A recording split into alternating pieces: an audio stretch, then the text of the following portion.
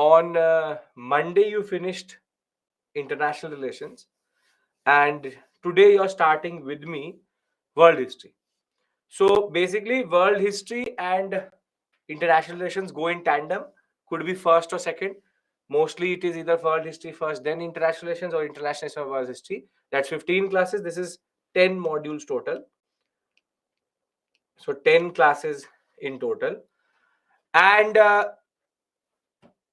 the point is that both of them go together because both of them are complementary to each other and in a way add to each other's story. But I'll tell you what history is or what you need to understand as history. Before that, I'll tell you about myself first because a lot of you don't know who I am, or you've only seen me in CNA, in which I don't introduce myself, or you will have now a longer journey with me, a much, much, much more elaborate journey with me, except for that 1 hour in CNA. So, good morning to all of you. And the students who don't know me, who just know my name, I am Abhishek Mishra, yes. And I'll be teaching you world history in this journey. But if you've been a part of our family, you would know ancient, medieval, art and culture, world history, post-independence, modern. 6 parts make up history. And except for in certain batches, I take all of history with you.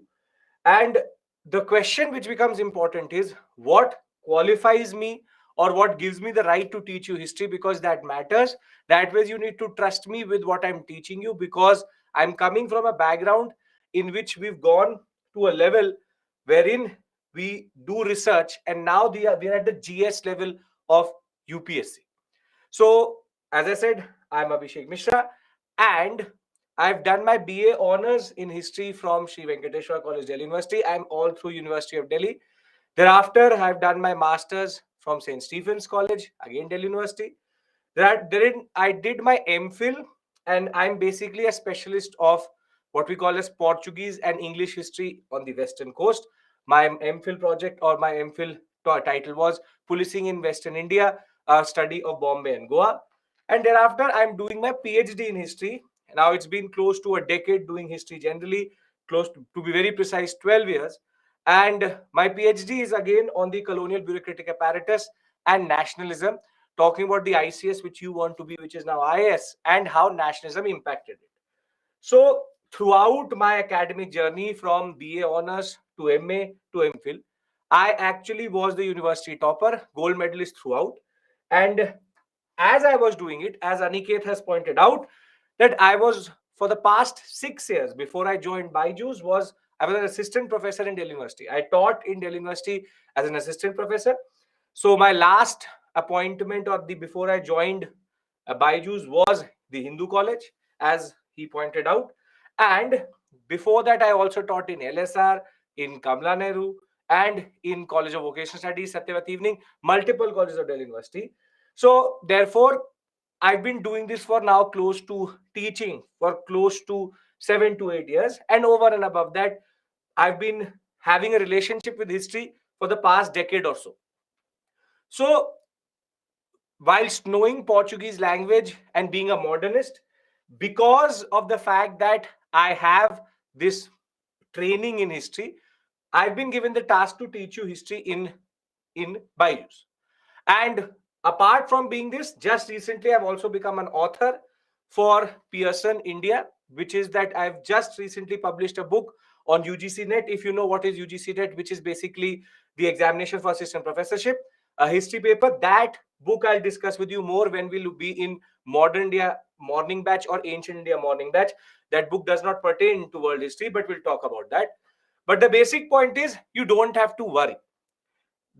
Why am I telling you this? Because when I'm teaching you this, I'm a specialist of European, American, plus Chinese, Japanese, and Indian history. So what we are doing here is something which is much lower than what I've been doing. So at different points of time in throughout these 10 modules, I'll be modulating in the level which I'll be teaching according to the need of the examination. So this is me, and you don't have to worry about these things. I work, if you've been through with me previously, you will know I work through timelines, I work through summaries, And then there are three basic rules of being in class, which I will share with you. So if my background is clear, can we now start our discussion? Because a lot of you are still trickling in. Can we start our discussion? Yes. So there are three basic ground rules of the class. First ground rule is that I don't want you to make running notes, because a lot of you have this very bad habit, which is, it's a good habit in college and school but not here, which is that you don't look towards the screen, rather hear me, and whilst you are hearing me you are making notes. I'm not asking you to do that, because I want your concentration towards me and towards the screen. Second is, from time to time I will keep on asking you that, do we follow, are you with me, or are we understanding what we're doing? Only when I get a positive affirmation in the form of a yes in the comment section, when you write yes sir, I totally understand this topic, then only we'll move forward. And the third is, there's a certain pattern in which I teach. I will first give you the basic story, then I'll give you the details out of the PPT, and then we'll go into the way we summarize everything. That is what you would know me from the CNA, the how I teach CNA, the same way I teach history, which is, we try to understand the basics first, then the nitty-gritty, then the summary, and I'll bring everything together.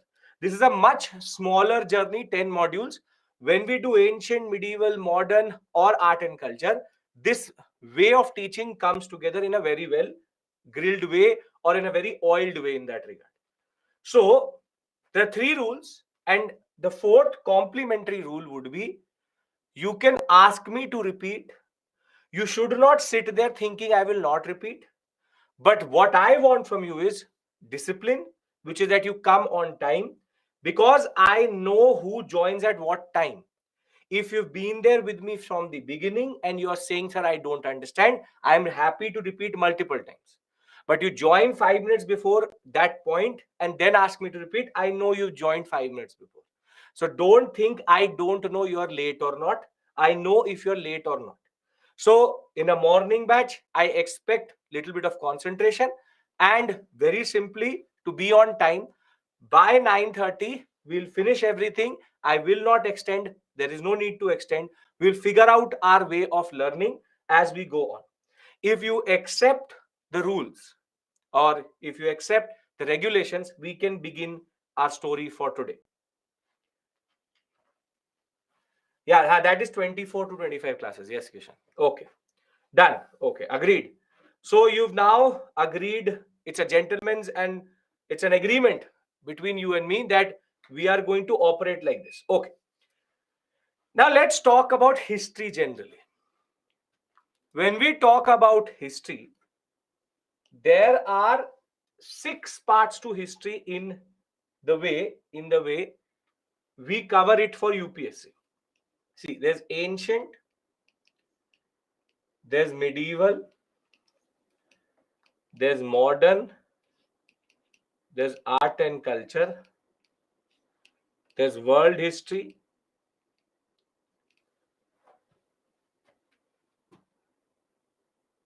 Alina, I'll tell you about the book, don't worry. The book which I've published is available on Amazon. It's called UGC Net History Paper 2. You'll find it there. Just Google it, you will get it. Thereafter, post for this discussion from world history, it is of no purpose to you. Now, these 6 things together make history. Now, till this year, there was a division. There was a very neat division. This was only prelims. These plus mains, and these two are only mains. Now, the anomaly which has occurred this time is that we've got in GS paper 1 questions from ancient and medieval intermixed, not basically medieval, because the Delhi Sultanate question which came for science and technology is basically an art and culture question. But with Vedic age and the ancient India development and geography question, there was a little bit of overlap. Now, this is a very standard thing which UPSC does, which is to basically send certain forms of googlies towards the students in the examination. But when we will cover ancient and medieval with you, when I will cover it with you, you will realize all of these questions were manageable with the level of knowledge which you get in the class. So that's a separate issue altogether. As of right now, ancient, medieval, modern art and culture, let's keep it aside because that is not part of our discussion right now. We rather are here. World history. Now, world history is basically a mains oriented topic. It's a mains oriented subject. And these 10 modules, which is 10 modules, which we are trying to understand through a mains level understanding. Now, what do you mean by mains level understanding? See, here you have to be factual plus conceptual because both type of questions are coming. Here you have to be factual plus conceptual, but you also need to have what we call as descriptive knowledge,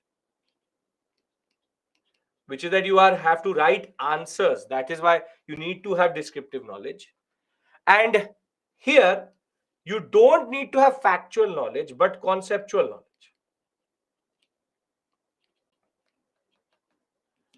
plus descriptive. Now, what do I mean by descriptive and conceptual? What I mean by descriptive and conceptual is that you need to understand the facts, but you don't have to learn them the way you would learn it for ancient and medieval. Here, if you understand the story, and main points, you will be able to write good answers also. And in this journey, as we go on, I'll keep on giving you questions for practice so that you understand how a question can be asked from this area itself. But the first thing which you need to understand is that world history is not prelims oriented. So I will be giving you a lot of facts, but learning them is not your task. Rather, understanding the story of, for example, the American Revolution is very, very important. So this is the first thing which you need to understand and identify, which is that history is not very, very monolithic or what we call as homogeneous. It is multiple aspects of different what we call as subjects, and therefore ancient, medieval, modern and art and culture have a different type of need while world history has a different type of need. Do we understand this? Because then I want to move to the modules, the syllabus, and the million-dollar question, which a lot of you are itching to ask, which is which book, what to read, what not to read. Because the problem with world history is this only. Okay. Now, let's talk about the syllabus, what UPSC has given us as the syllabus. When we talk about the syllabus, UPSC has done what it does best, which is to be as vague as possible. The vaguest as possible, which is, it says history of the world. This is GS paper 1. History of the world, including events from 18th century like Industrial Revolution, World Wars, colonization, decolonization, redrawal of national boundaries, political philosophies like communism, capitalism, socialism, and their effects on society.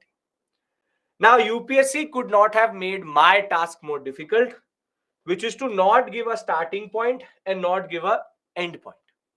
They've just written randomly 18th century, but you can't teach 18th century without understanding certain concepts which existed beforehand. And they've randomly sprinkled very big events. So when it comes to GS paper 1, the second question which would be coming to your mind is, which is the utilitarian, what English taught us, which is how many questions come. Now, there can be 0 to 2 questions. 0 to 2 questions means for between 2017 and 2019, UPSC was moody. 1 year they asked a question, then they didn't ask a question. Then they asked a question, then they didn't ask a question. 1 year they asked 2 questions. For the past 2 years, 3 years rather, they're asking one question consistently. And they've started to do one more thing, which is they started to mix world history with international relations or world history with modern India. This is the bigger issue which you will face as an aspirant, which is when UPSC starts to mix up things. So for the students who are thinking or who are sitting here, that is it worth it? Because that is a question which will come to your mind. The answer is yes. Can't leave world history because there are multiple channels, multiple sources, multiple seniors, multiple people you would know who will tell you, एक question आता है, छोड़ दो, what's the point? One question, leave it. But the problem is that world history is connected to international relations, is connected to modern India. Everything which happened in modern India is very intricately connected to what is happening in world history. And over and above that, with world history, you can understand IR better, current affairs better, the modern India, obviously, syllabus better. Over and above that, it helps you in essay and understanding the issues in the world and geopolitics better. So I know you've not asked me this question, but I'm answering you beforehand that you can't leave it because you have to understand it to understand your syllabus better. What is the difference between global history and world history? Both are the same thing, but global history is connected history. That's an academic terminology. World history is what UPSC uses. History of the world. Global history is same thing. It's a new way of now in 21st century talking about world, which is global history. But global histories are mostly connected histories of the world, which is this connection between our modern India and world history. You don't have to go into it. That's a totally academic word in that regard. So now that we understand that UPSC is not made my task very easy, let me tell you how we are going to cover what we are going to cover. See, there are total 10 modules. Today we will start with American Revolution. Thereafter, once we're done with American Revolution, we'll do French Revolution. Thereafter, a heavy but interesting topic which is called unification of Germany and Italy.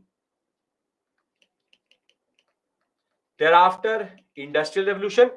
These four are standalone topics. So, solution to the problem IR for modern history. Yes, Ilma. It gives you a very good understanding of modern India. It gives you a better understanding of geopolitics, so you can give better answers in international relations. Yes, true. Now, these four are standalone, basically four events which are connected to each other but are in themselves modules. Thereafter, by next week, we'll go into the connected modules, which is called Eastern Question and Road to First World War. Then we'll discuss First World War. Then we'll discuss Russian Revolution and all the ideologies here and ideologies. Then we'll discuss Road to Second World War. This is Second World War and Cold War. And last but not the least, 10th module is Colonization, Decolonization. This is again a standalone topic. These are connected modules. 5 to 9 are connected modules. Again, you don't have to learn this, but I'm trying to tell you that we will cover American Revolution, French Revolution. We start in 1774 as the first event and we'll end by the disintegration of USSR by 1992, 1991, 1992. So American, French, unification of Germany, Italy, Industrial Revolution, then First World War, Second World War, Russian Revolution, ideologies, colonization, decolonization, Cold War politics. This is basically how we are going to cover it. Within this, you will cover all the events which are actually written here. We will discuss communism, we'll discuss capitalism, we'll discuss socialism, will effects on society. We'll try to understand read out of national boundaries, which is unification, Germany, Italy, colonization, decolonization, World War, Industrial Revolution. American Revolution, French Revolution, important because it talks about events in 18th century. So are we clear with regards to? So I'll give you the timeline. Don't worry. I've not even started you on the chronological History, I will tell you, this basically is in chronology in itself, except for Industrial Revolution, which I will tell you, don't worry. Multiple things. Enlightenment is 18th century. Enlightenment is not again part of GS, but we have to refer to it. Okay. Now, the question is, what is the book which you refer to? This is the question which comes to your mind. What do I need to refer to? Now you will find multiple types. 10th point is colonization, decolonization. We'll do Africa and we will do Indochina, which is Vietnam. That's our insurance policy, which we'll cover. So when you talk about books for world history, multiple people will talk about multiple things. But people will say, go and read Arjun Dev. That's an old NCERT. Then people talk about Norman law. But the problem with Arjun Dev and Norman law is that both start after First World War. And the issue with Arjun Dev first part is the most of the book is irrelevant. And thereafter, you have the 8th, what we call as 9th and 11th NCERT, new one, which has certain chapters. For example, American Revolution, it has a chapter on the Nazis, it has a chapter on socialism, and it has a chapter on Industrial Revolution. But again, multiple things are left. Some of you may have got the book which we used to send. That's a separate issue altogether. What I want to say is, there's no need for a book. PPTs are enough. Are enough. This is what you want to hear. And in world history, I don't want you to rather go and roam around and read 6 books for a topic out of which you will get 1 to 2 questions. So very simply, PPTs are enough for world history. If you go through these 10 modules which I'm giving you, everything which I'm telling you in class and plus what is written in the PPT should be enough to write any answer in the examination. You want to go through the Byju's book or through the NCERT, that is totally your call, your commitment. I'm not making it mandatory. Try to understand this point. That if you want to read the NCERT, totally your call. Totally your call. However, if you just want to refer to the PPT plus the ARM and whatever we are doing in class, it is more than enough for you. This may not be true for ancient medieval art and culture and for modern India, but it is true for world history. So for the past 25 minutes, we've been basically creating the context. We've discussed the syllabus, we've discussed who I am, and we've also discussed the concept of what are the books which we need to refer to and what is our module discussion. So, Ruchi, doesn't matter. You have these PPTs. Once this class will be over, the annotated PPT will be generated. I am making notes for you. Don't worry about that. So, very simply, if you've been with me, you would know that PPTs for even modern India is enough. But trust the process. Trust the process, be it timelines, be it the concept of summaries, be it the questions, we will do it. What are other subjects? Ruchi will discuss that when we'll reach the other subjects. Right now, concentrate here. I want you to concentrate here. So if we are clear with regards to the first half an hour, I would like to now move towards the subject which we need to cover. Because till this point, we've just been creating the context. Yes? Is everybody clear with regards to the syllabus, what they have to refer to? Yes, no, have to be clear. Have to be more vocal. You have to be a part of this. It is important. Yes, okay. So I'm only asking you to write one yes from time to time, and that gives me clarity if it is making sense or not. Okay. So we are clear with regards to the syllabus, we are clear with regards to the books, and we are clear regards with the how we cover it. And the moral of the story is for anybody who's joined us late, first, trust the process. Second, don't worry. I've been doing this for quite a long time and at the academic level, at university level. So this is much lower than that. Third, the syllabus is vague. That is why we are going to do it in a certain way.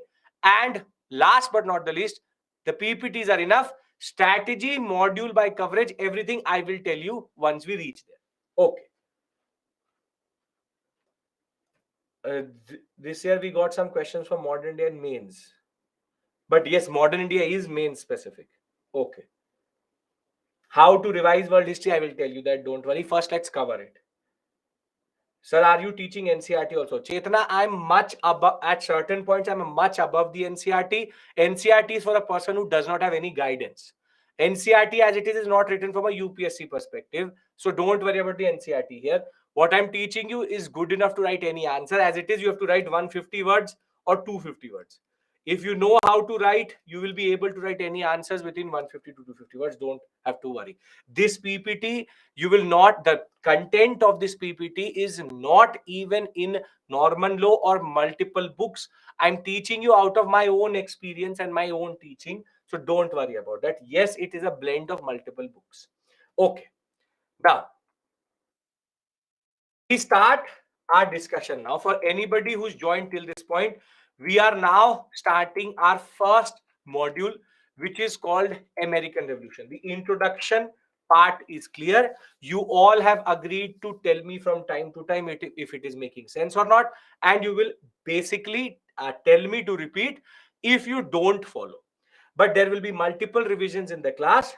Let us now how to go with revision.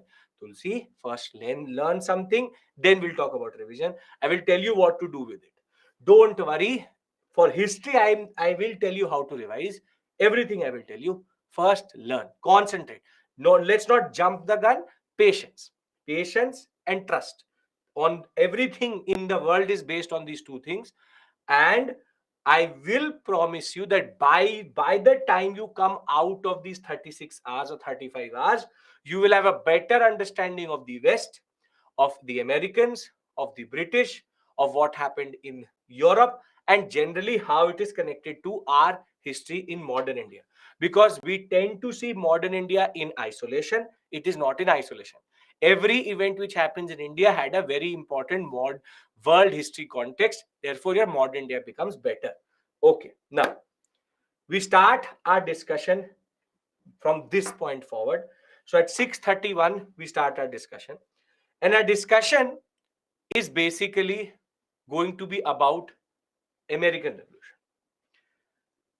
Now, the problem with teaching you American Revolution is UPSC wants me to say, for example, randomly say, so there were 13 colonies of the Americans. As you know, the British colonized the American continent, and therefore the American Revolution started in the British colonies of America.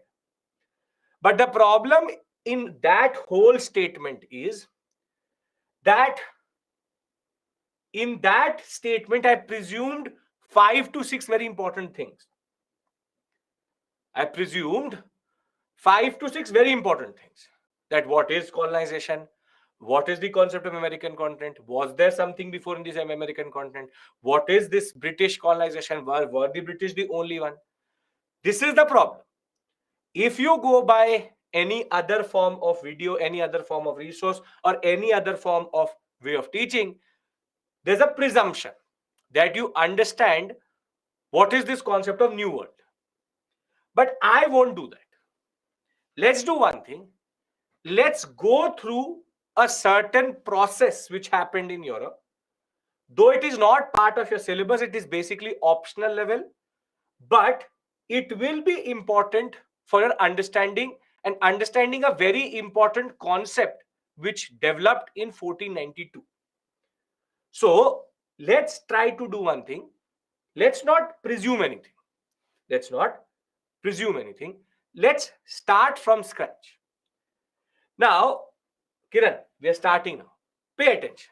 From this point forward, pay attention.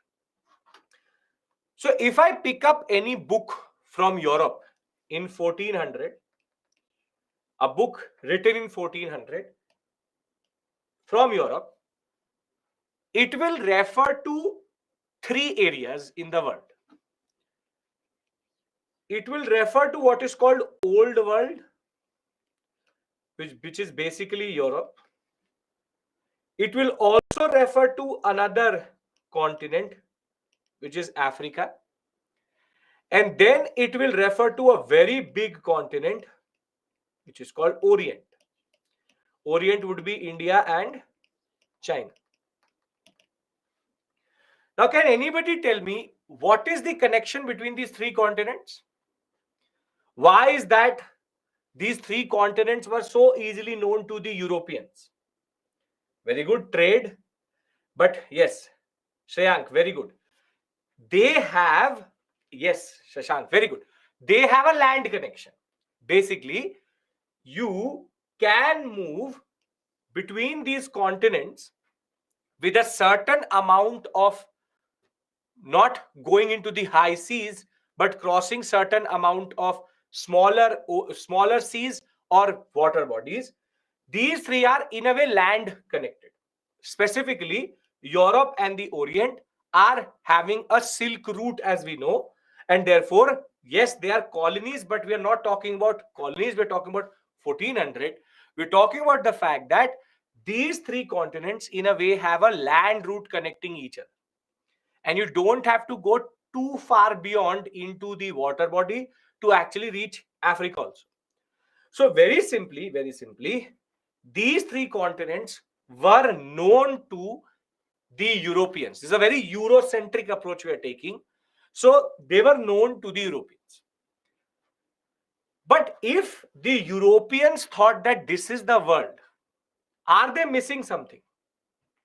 Are they missing something in this picture? What are they missing? What are they missing? Very good. They are missing one whole set of continents which we call as the Americas. North and South America. Now, North and South America, according to the Europeans, before 1492, never existed. Never existed. Australia and all, don't worry, Palak. The point is that just next to Europe, across the Atlantic Ocean, there were the Americas. But for the Europeans, before 1492, there was nothing on the other side. And it is only after 1492 that a person called Christopher Columbus went across the Atlantic Ocean and came back. And they now named it the New World. Now, one of you asked a very good question. Shambhavi, why, sir? And that is why I'm trying to, and that is what we're trying to answer. Why is that the Europeans would never venture across the ocean to go and see to the what is beyond the Atlantic Ocean? And what changed in 1492, 1493 that the New World was discovered? Now, a very important point I want to discuss with you here is, if a European says that I am the Prime Minister of India, does it make me the Prime Minister of India? No. Same way, they call it the New World, but it wasn't something new. It was always there. There were multiple civilizations such as the Mayans, the Aztecs, the Incas. But the basic point is, for the Europeans, it is a new world. They were the old world. This was the new world.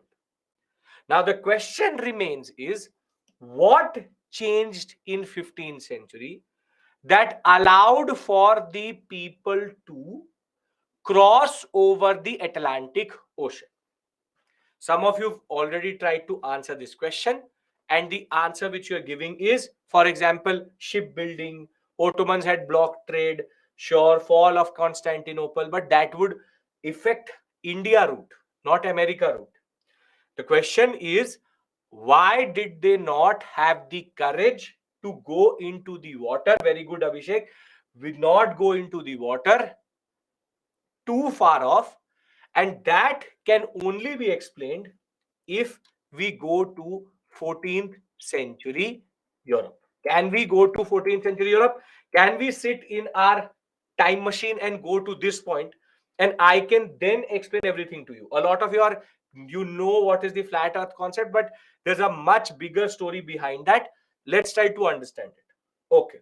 Yes, they believed the earth was flat, but why did they believe the earth is flat is much more important. That's a what we call as response. That's a product. We need to understand the cause. Okay. Yes, the notion that the earth is flat is the concept. Yes. Due to churches, ocean, we are coming to that. Yes, you're right. Okay. Can we start our discussion with regards to 14th century Europe? Everybody is okay with this place. Everybody is following what we are doing. Yes? Okay. Now, one thing very, very important. What I am going to teach you now is basically Renaissance, Reformation, modern, what we call as rise of modern sciences, scientific revolution, and then what we call as age of discovery. All of this is basically out of your syllabus because this is not part of the 18th century events, but all of this is something which you need to understand, and you only need to understand the basics. So I'm not going to go into them in detail. I will only tell you how they're important to our story. Okay. So let's try to understand how 14th century, 13th century, 14th century Europe used to look like. And at this point of time, there used to be a system which you would have heard for sure in your life, which is called feudalism. This is the original form of feudalism, which is the fact that the society was divided in a certain way. You have the king at the apex, which is at the top.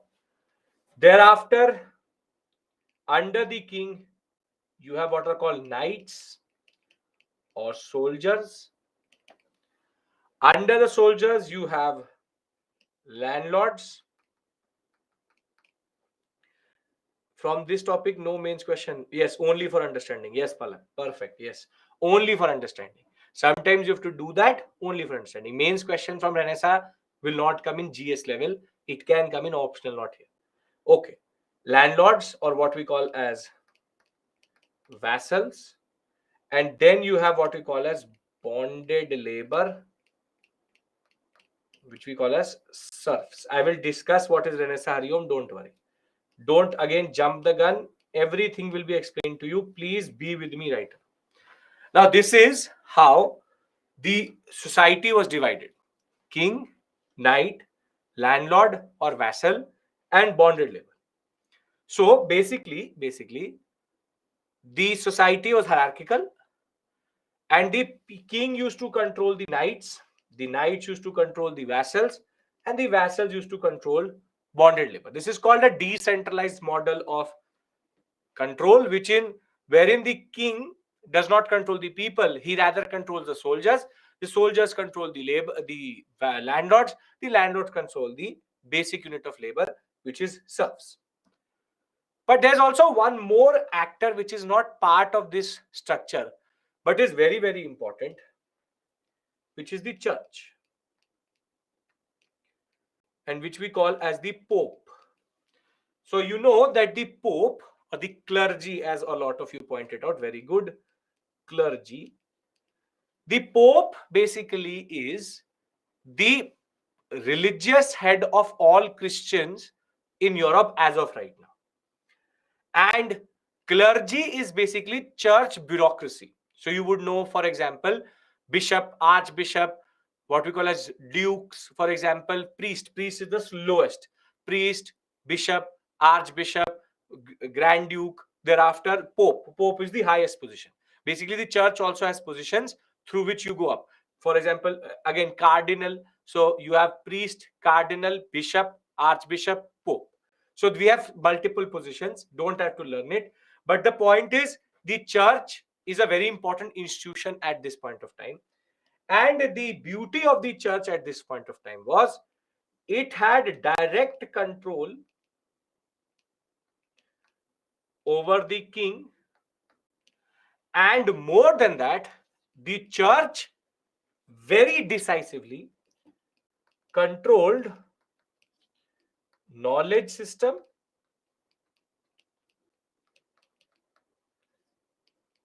society,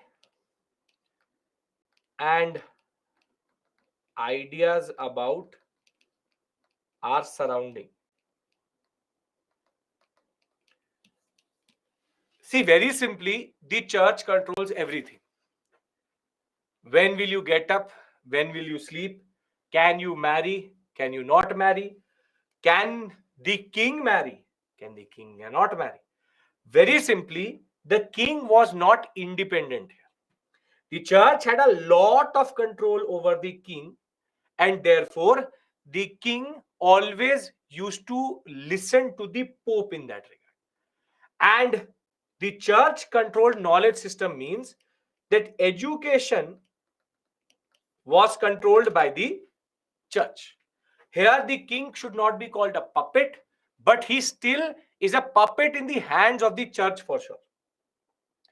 The point is that the church, though it is not part of the state, still controls a lot of smaller details of day-to-day living. But for you and me and for our discussion right now, it controlled education. It controlled education. So you tell me that if the church says that the earth is a cylinder, and if I say no, the earth is flat, will the church allow my understanding to exist? No. No. Very simply, the church will always try to propagate and control its own understanding. And if I disagree with the church, I will be either burnt alive or will be called a person who has challenged the authority of the divine Lord. So it's blasphemy that I have basically challenged the Lord, the Savior, God, and therefore I should be killed. So now the point is, the question which came to your mind and my mind also, why is that the church, or why is that the Europeans were not very comfortable going too far into the sea or any water body, was because the church at this point of time propagated what is called the flat earth concept.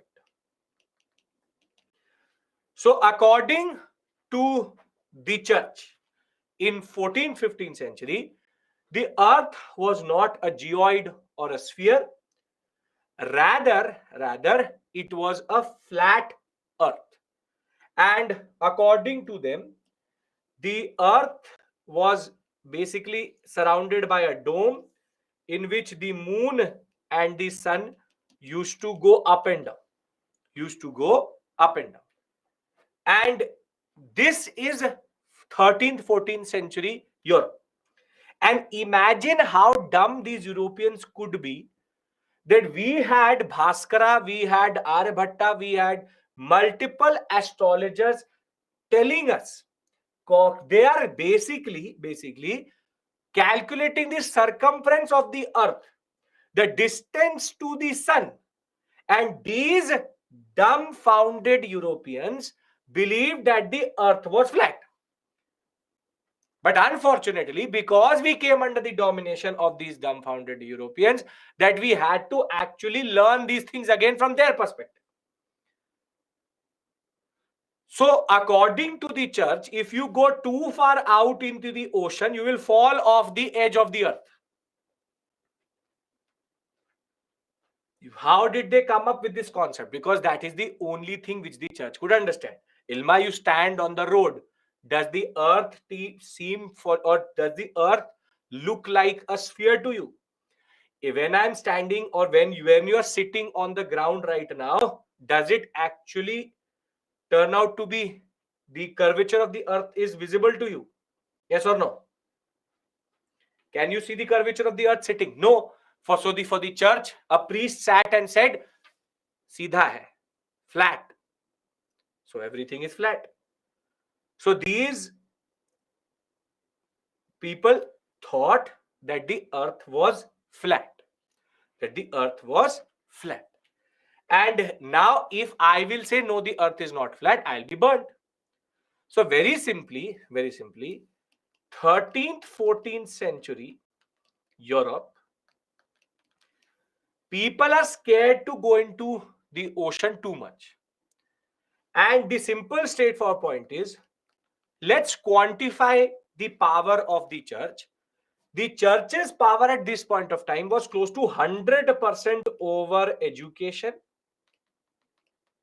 and over the knowledge system. Now, one of you asked me, I think Shambhavi asked me this question, why is that, sir, nobody wanted to go too much into the ocean? And why is that it is only in 15th century that things started to change? But to answer that question, do you understand why they did not have the courage to go across the ocean? This is the first point you need to understand. Why European gave monopoly to Pope Kishan? It's not like that. Religion is how it dominates. You will see there will be changes in Europe, but at this point in time, religion dominates because religion is the way it understands power and how people understand society. So they could fall off the edge of the earth. Sure, yes. So first things first, why there was no exploration before the events which I am going to discuss with you? Do we understand that? Was in Pope, it was hierarchical, somebody appointed him. Tulsi, he's appointed from within, but is of no purpose to you, that discussion. He's appointed from within. It's not hierarchical, they're elected from within. Okay, yes. Religion dominated the past. Till today, religion dominates you. Very simply, religion dominates till today. Doesn't religion dominate you today? Maybe not in urban areas, in rural areas it still dominates. So religion dominates is a standard thing. Okay. Henry the Navigator will come to, don't worry about that. You're moving forward in the story. Church controls mind. Okay, now 14th century Europe, anybody has any issue. What is going to happen, I'm going to tell you. Anybody has any issue in church's authority, how does the church come through? Where does it come from? That is called rise of mod west. That is of no purpose to you. We're not going to the story of dark ages. That is European history, proper European history. This is what you need to know. That is it. I'm not going to give you unnecessary information. I am not a person who wastes time of the students. Every minute is important. Can we discuss what changes in Europe which allows for things to change in the people? Okay, good. Now, 14th century Europe looks like this. King, knight, vassal, serf. Church has too much power. It controls. Hariom asked the question. The church has too much power. It controls society, knowledge, and ideas. And very simply, the church believes that the earth is flat, so people would not explore too much. And the kings are controlled very socially, maybe not politically, but socially, through their rituals, and their way of living was controlled by the church. Okay. Difference between church and clergy. Church is the institution, clergy is the institution's bureaucracy. Okay. If as per Pope, river water used to fall from the edge. Again, Hardik, as you know, this actually makes no sense. Flat earth theory doesn't make sense. Your logic is totally correct. But I challenge you to go and say it to the Pope that you are dumb and that the river water will fall off the edge of the earth. You will most probably be killed in saying this, because the church will never challenge its own authority. Logic is something which does not exist as of right now. Okay. Now there will be a set of changes which will come out of this system, and everything which I'm going to discuss with you is only for context and understanding.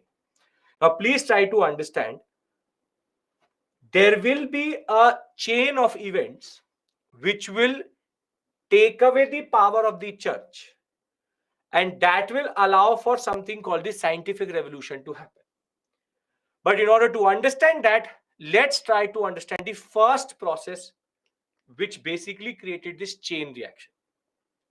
Now, as a king, if the priest tells me sit up, stand, go, come back, cannot marry, cannot divorce, cannot do this, cannot do that. If I'm a king, would I feel very happy that a pope or a king or a priest is telling me to do everything? No, it is frustrating. It is literally frustrating. And this is basically what happens in Europe also. In the early 15th or late 14th century, what will happen is that the kings will start to get frustrated. The kings get frustrated. And what they will basically do is that they will start to appropriate power, or what we call as consolidate power. The kings will start to consolidate power, and they will remove church's influence over them and consolidate power. And these kings were very aptly known as absolutist kings, or what we call as absolutist monarchies. Absolutist means that they started to take away power from the church and started to appropriate power in themselves, and therefore they had absolute power. So mostly these are called absolutist monarchies or absolutist monarchs. They were extremely frustrated by the way the king or the king was controlled by the church, or how the church used to interfere. So if I have to argue that the church's influence over the king went away, so the power of the church will go up or down from 100%. Will it go up or down? It will go down. So if our story started at 100%, and I'm just trying to quantify it for your understanding, by this action in which feudalistic system started to decline and the king started to appropriate power, what we see is that the church's authority, this is visible, church's authority is now 80%. Let's presume that it is minus 20%. This event, the decline of feudalism, was minus 20% for church's authority. Now, this 20% opening will allow something very interesting. Everybody's following me till this point. Any of the finer details are not important. Decline these, that, not important. When I'm not telling you something, I'm not telling it to you for a very specific reason. So be with me, follow what I'm telling you. Feudal system declines because of the king's frustration. There are multiple issues which have developed within feudalism itself. The king starts to appropriate power. With the rise of absolutist monarchies, feudalism will start to decline and church's authority will be reduced. There's much bigger part of a story which I'm not telling you. Crusades has nothing to do with this. That's a religious war that has nothing to do with this. Very straightforward. The church's authority has gone from 100 to 80%.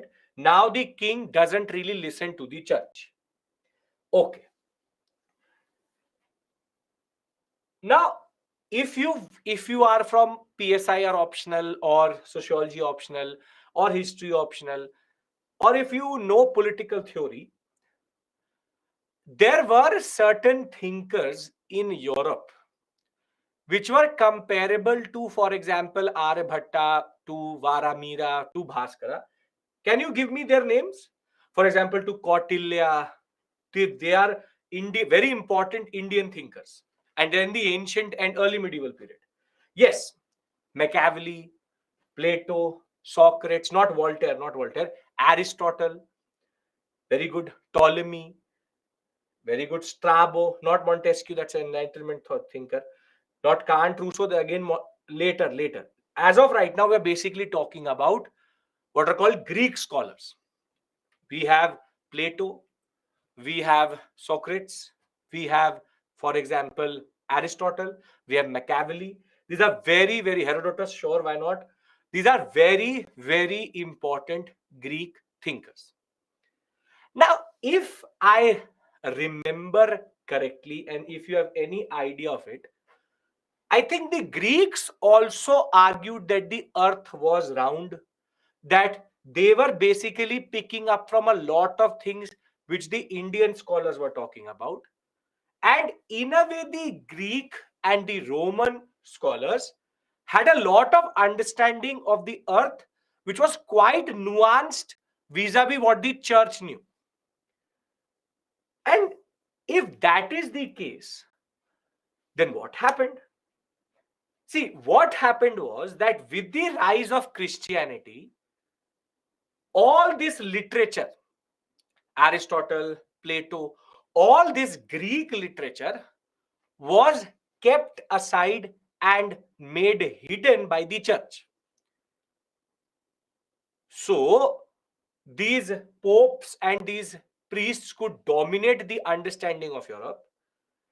And this 20% opening in the church's authority being taken away by the absolutist kings allowed for a very important, very, very important event, which is called the Renaissance.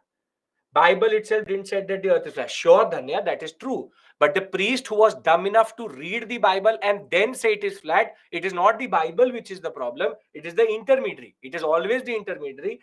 A lot of our scriptures never talked about sati, but we still had sati. Sati had no scriptural concept, but they still followed it. So it is always the religious intermediary who's the problem rather than the sacred book. So don't worry about that. We will discuss it when we'll talk about ancient and modern India. Don't worry about these things. Yes, it is not the canonical book. It is rather the problem. But the Bible does talk about what we call as the age of creation. It does not talk about evolution. But that is, I'm not here to teach you theology. I'm not here to teach you religion. I'm here to teach you history.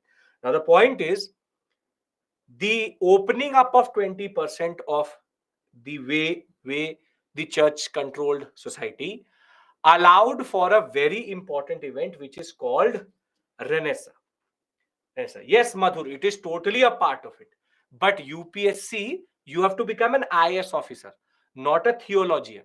So I'm here to make you an IS officer. It is not Astha channel that I'm going to discuss religion with you here. So separate issue altogether. Sure, a lot of things, a lot of part of things. Understand this point. Be focused on what you want to do. So when I teach science and when I will teach you, for example, 6 schools of philosophy, we will not try to apply it on us.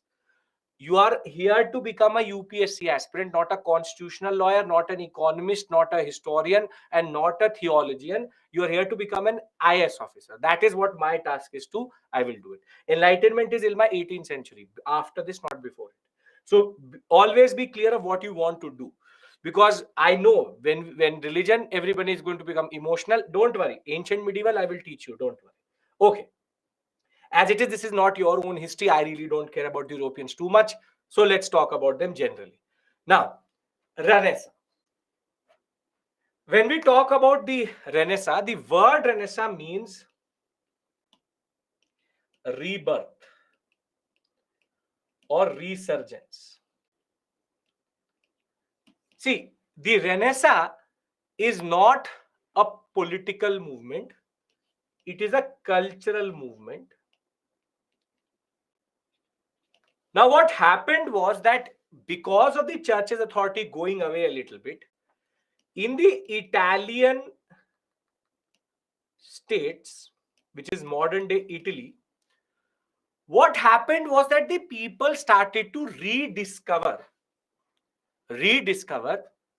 this Greek philosophy, this Greek knowledge, and there was a revival of Greek knowledge. Now, the Renaissance, which happened in Europe, from where have you heard the word Renaissance previously? Before world history, where have you heard the word Renaissance? Have you heard the word Renaissance before it? Yes, modern India. In what context? Very good. Socialist reform movement. The Indian Renaissance, Raja Ram Mohan Roy and Standard. Now, very simple. The word that Indian Renaissance, the original word is this, which is Renaissance.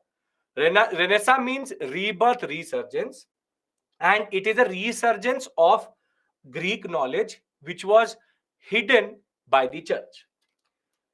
Now, if I was standing in, for example, 1450, 1500,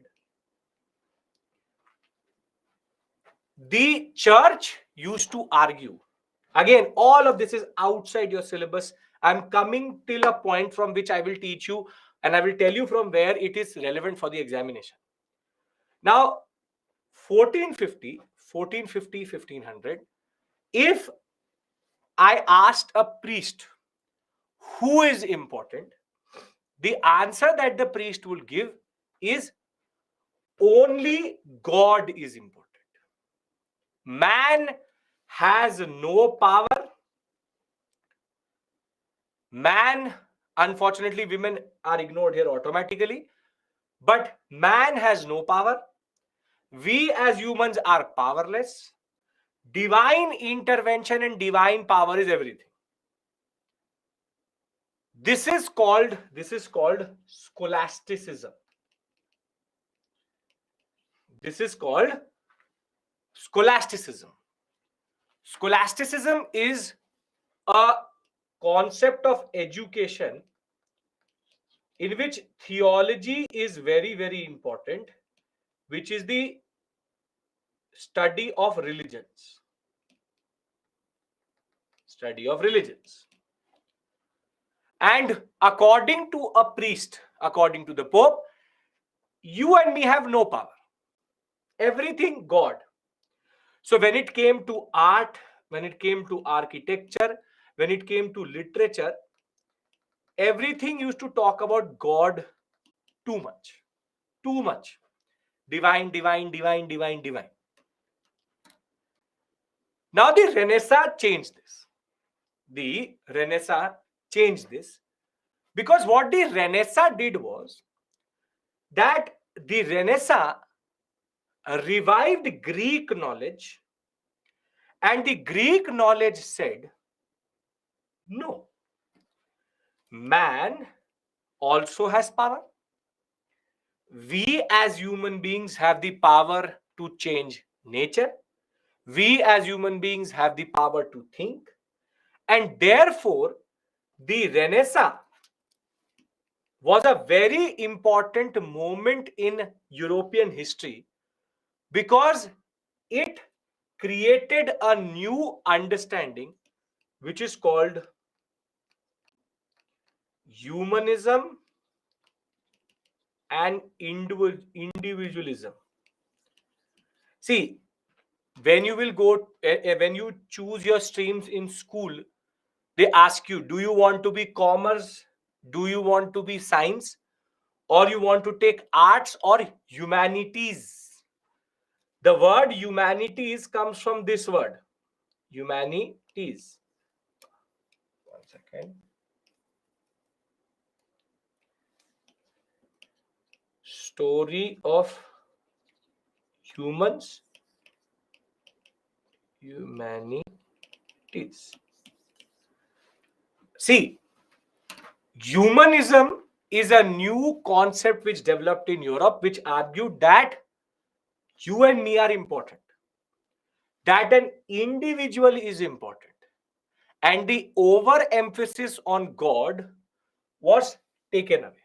The overemphasis on God was taken away.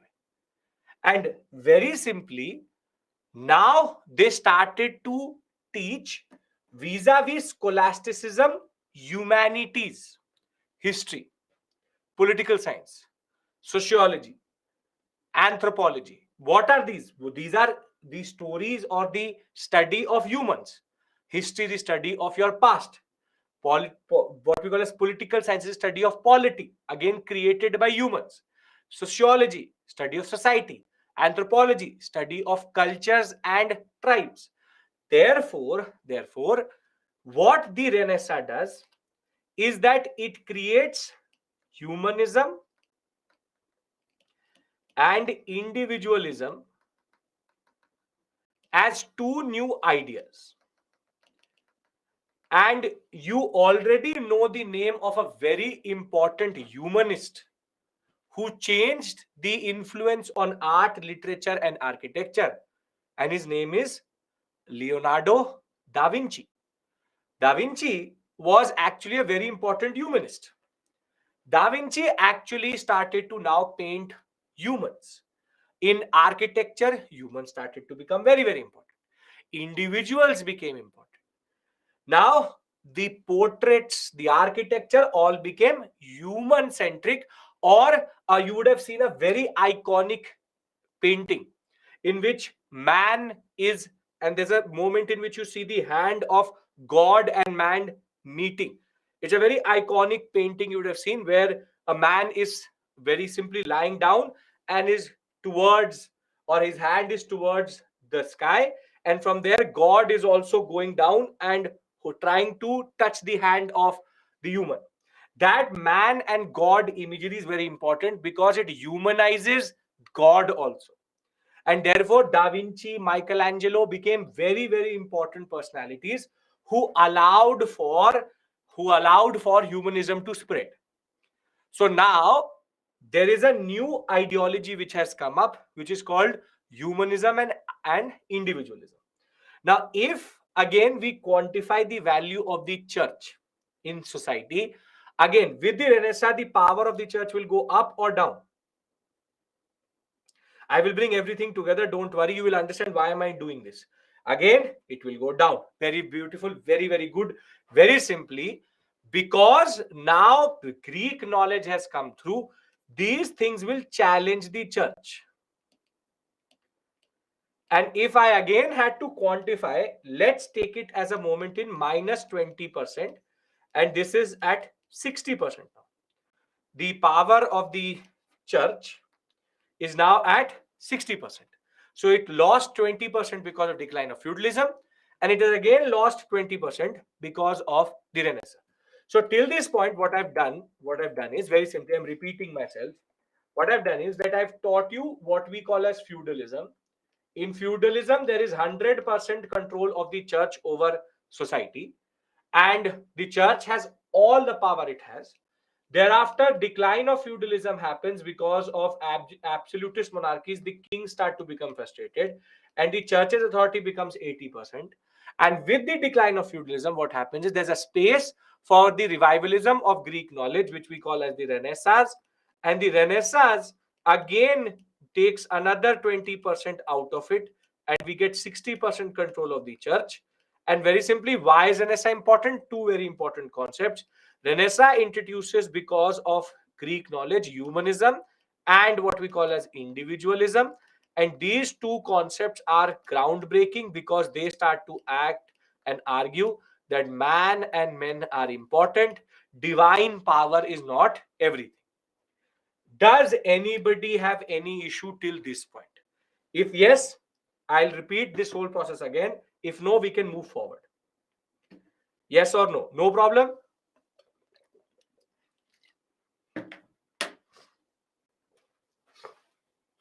As it is, you don't have to learn this, you only have to understand. Okay. No problem. Clearly understood. Nothing better. Great. Okay. Now the next event, which happens, how Greek text influencing, because Greek text had an understanding which was even before the church existed, which talked about man being important. So when you get new texts which talk about something which was before the prevailing Christian understanding, it will be influential. Understand this point. These are things which are happening parallel to each other. I'm simplifying it for you in that sense. Much nuanced cultural movement, but I'm giving you the basic gist out of it. Renaissance means rebirth, or what we call as resurgence. It's a Italian word. Okay. Now, the next event which happened after the Renaissance was a major event which we call as the Reformation.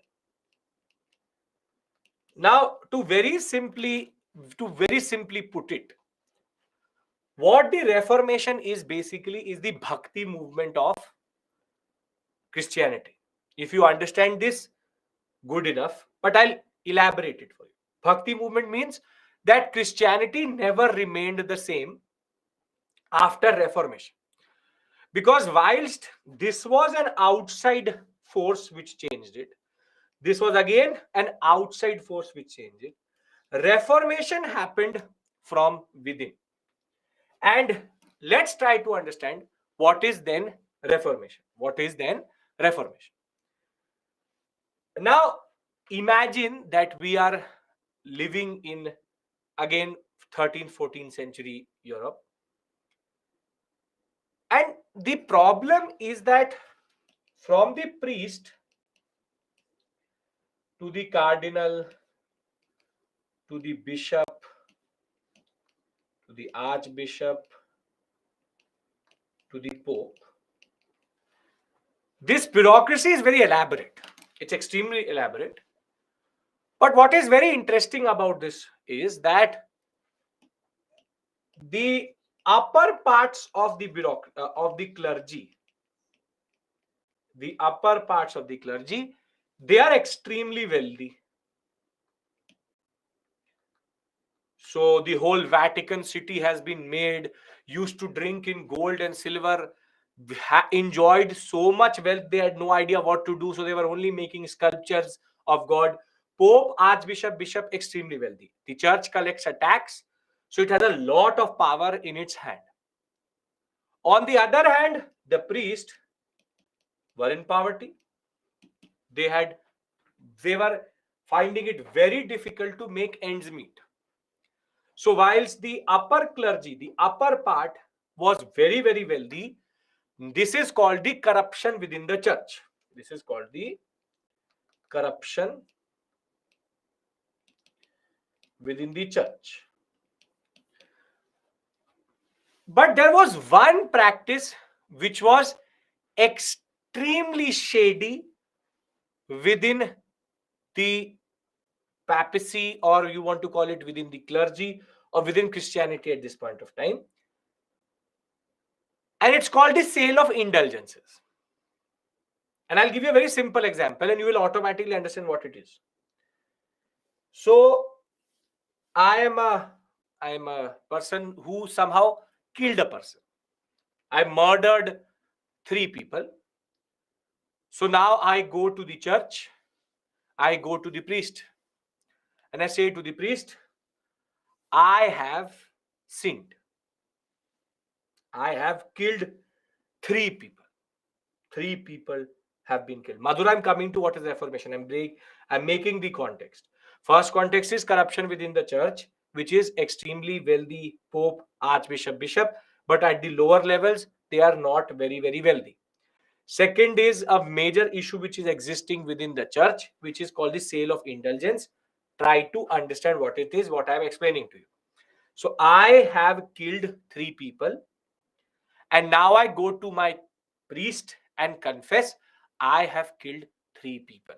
I have sinned. I want to do something about it.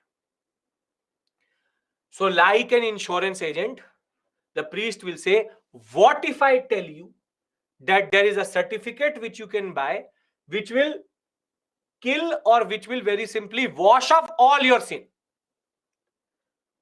And the person says, sure. He says 10,000 francs, for example. For 10,000 francs, I will give you a certificate that God himself forgive you. This is called sale of indulgence. Very simply, if I sin, I go to the church takes some money, they write a certificate and say, sab mast hai, go, sin again, kill 3 more people, come back, we will give you another certificate. Very simply, this is called a very, very, very, very corrupt practice of the church, wherein they were basically selling divine grace. That the grace of God, that the what we call as benevolence of God can be bought. So there is no justice, there's nothing. It's some basically your insurance policy. Okay, you've done something. Okay, I'll write a certificate. Give me some money. I'll write a certificate. This is how the church used to actually gain money also. There was a lot of money which was coming from the sale of indulgences. So sale of indulgence is nothing but a certificate of indulgence. If you have sinned, you can wash off all your sins by just buying a certificate. Nobody really has a problem in understanding this. It's a very simple, straightforward concept. Church gives you a certificate which says, no, you cannot be prosecuted because this person has paid us, and God himself has said, he came to us, called me and said, isko chhod do, this person should be left. He's given that 10,000 francs. So, no issue. Now, the point was that there was a person in the German states who started to hate this. Were people dumb to believe? Sure, why not? Why not? Europeans are not very smart. You will realize by the end of this discussion, they're not very smart. Don't worry. Americans are even more dumber than Europeans. Not very smart. Don't expect too much from them. So German states, there was a person called Martin Luther. And please, his name is Martin Luther, not Martin Luther King. Martin Luther King Jr. is a different person. That's a black life. That is a black activist from America. So Martin Luther. Now, Martin Luther, he was frustrated by the practices of the church. That he was very simply frustrated by the sale of indulgence. He was frustrated by the poverty of the priests. The money which the sale of indulgence used to come used to go to the archbishop, bishop level. So very simply, Martin Luther was extremely frustrated by the church itself. He's a priest himself.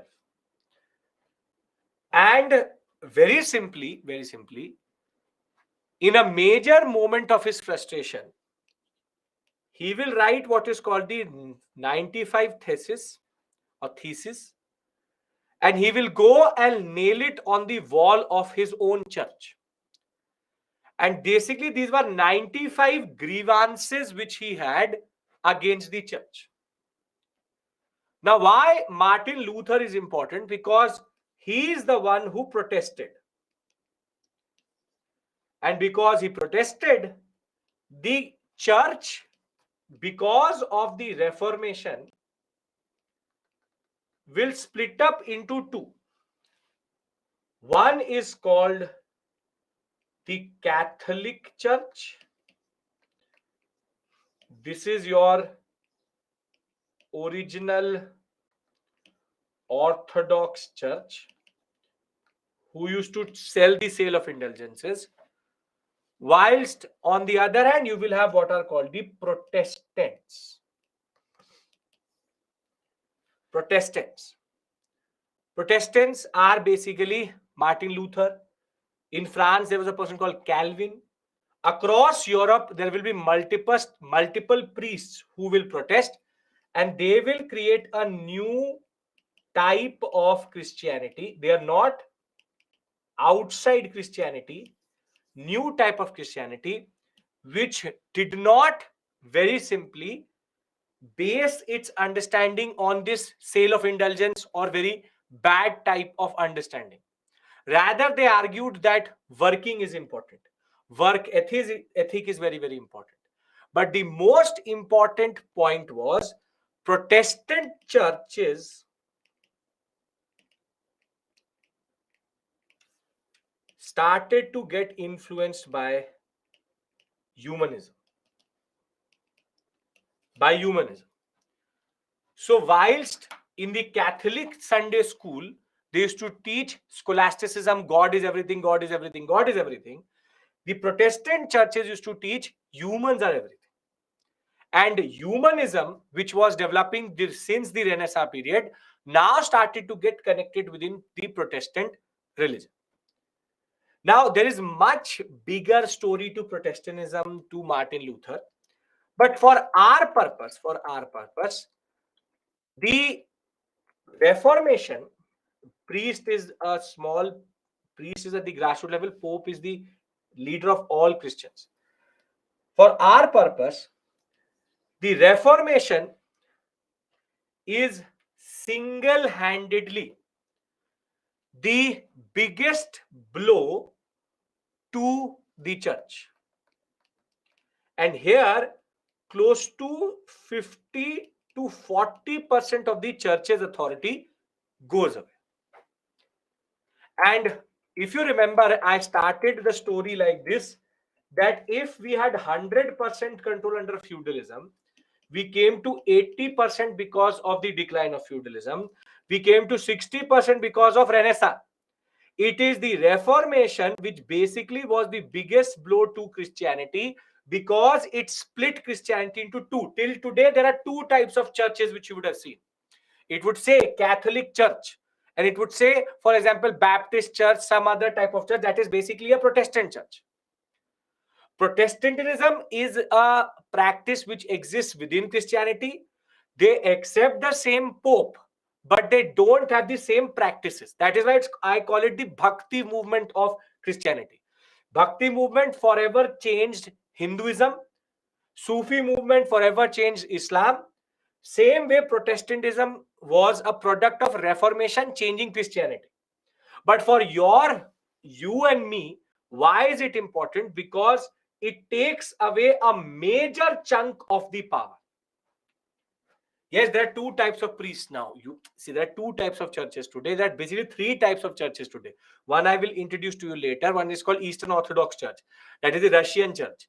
Within Roman Catholic Church, there's one called Roman Catholic. That is the original Orthodox, the one which you see as the concept of sale of indulgence. And you will have a new Protestant church coming up with a new type of understanding with humanistic influences. So very simply, the way they interpret the Bible is different. That's the only thing. The Bible remains the same. The Pope remains the same. Everything remains the same. The simple straightforward point is Reformation. It's not called Lutheran Church. It's called Protestant Church, because they're protesting. They call Lutheranism or Protestantism.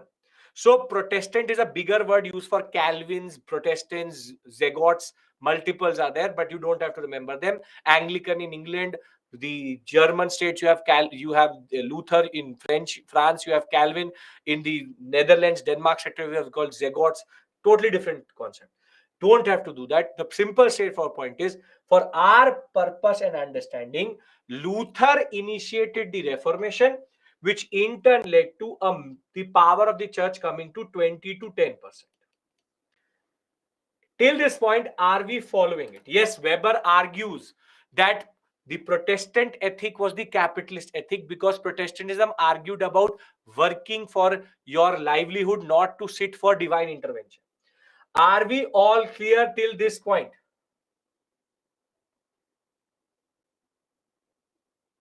Yes, one says God is supreme, the other one says God is supreme, but man is also important.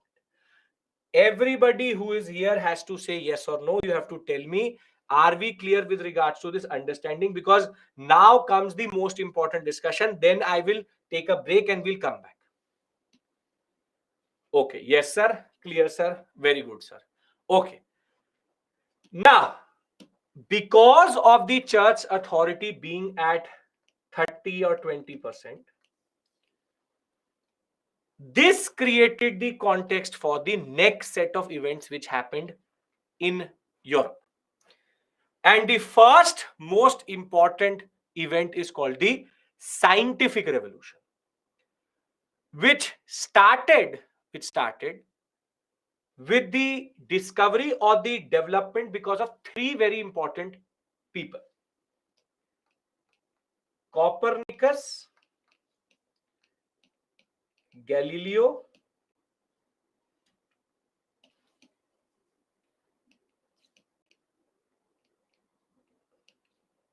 and Kepler. See, Copernicus was the first one, in a way, to argue that the earth was not flat, but the earth was a round sphere. He is also the one, again, don't have to learn this, he is also the one who introduced the concept of what we call as the heliocentric view of Earth. The heliocentric view of Earth is that the Earth is not the center of the universe, but the sun is the center of the universe, and Earth is one more object which, or celestial body, which goes around the sun. Copernicus proposed it.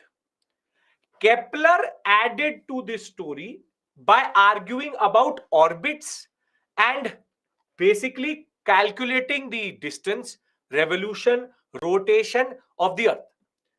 But the most important personality who proved it and later was also prosecuted by the church also to some level was Galileo. Galileo was the one who developed the telescope.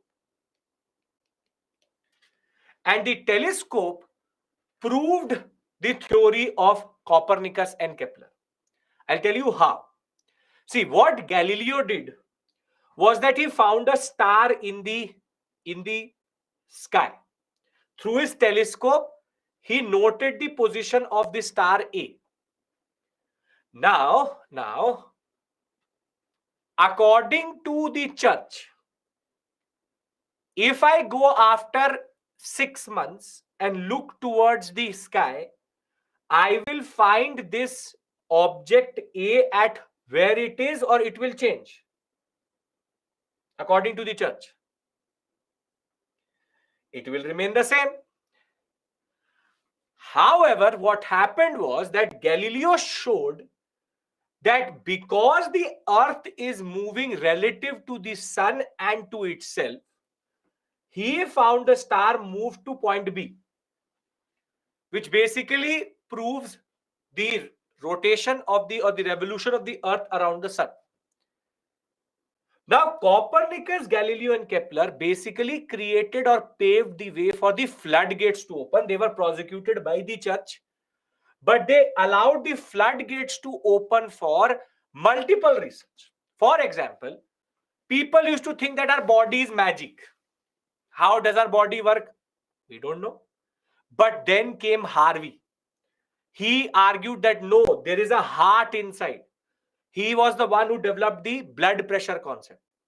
Thereafter, there were multiple tests which were done on humans to show that there is an anatomy. There's a way. Yes, William Harvey, blood circulation. There's a way this body works. There are muscles. There are lungs through which we breathe. There's blood circulation through the heart.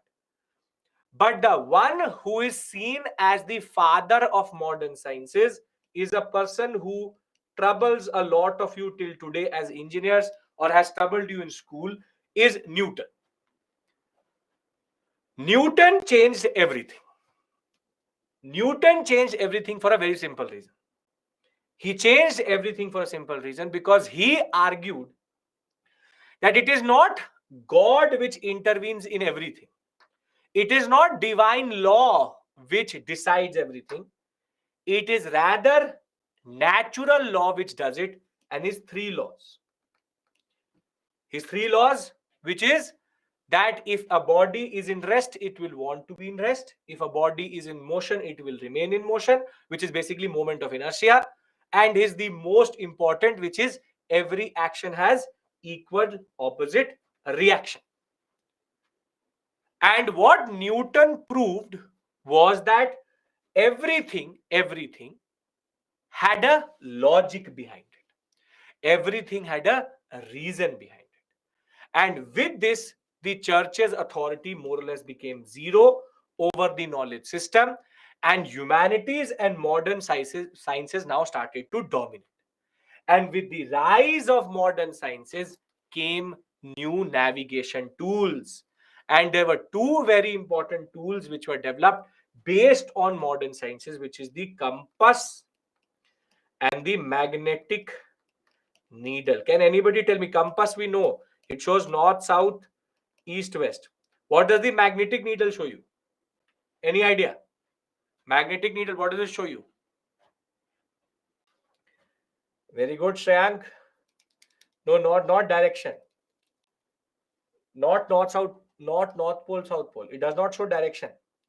Very good, Priyanka. Very good, Mechri.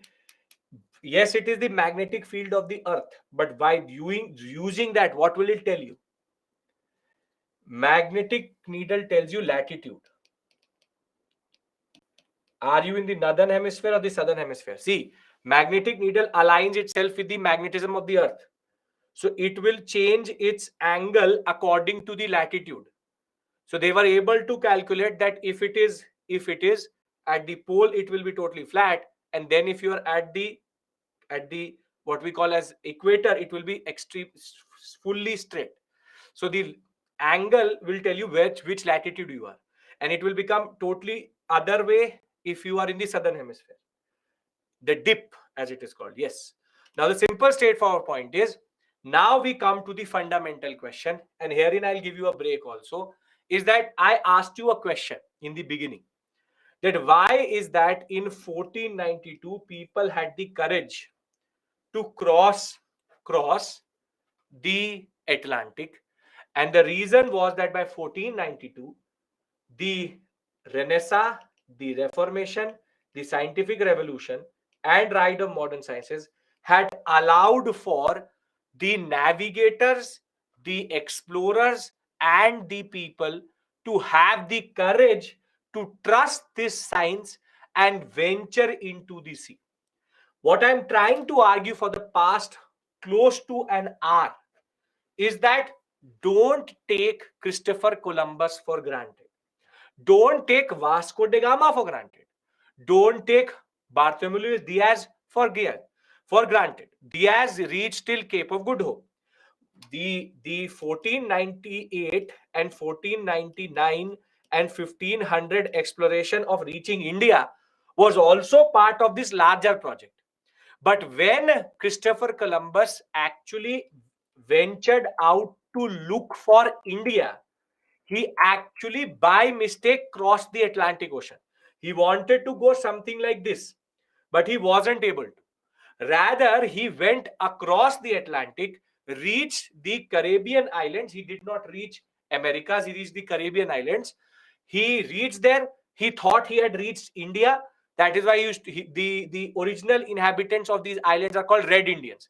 He said, India to lag raha hai, but their little bit complexion is a little bit too too dark, and that is why it's called Red Indians.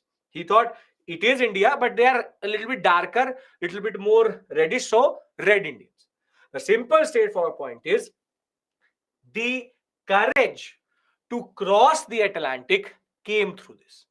The person, again, do not learn this table, but the person after which the whole American subcontinent or subcontinent is named after is a person called Amerigo Vespucci.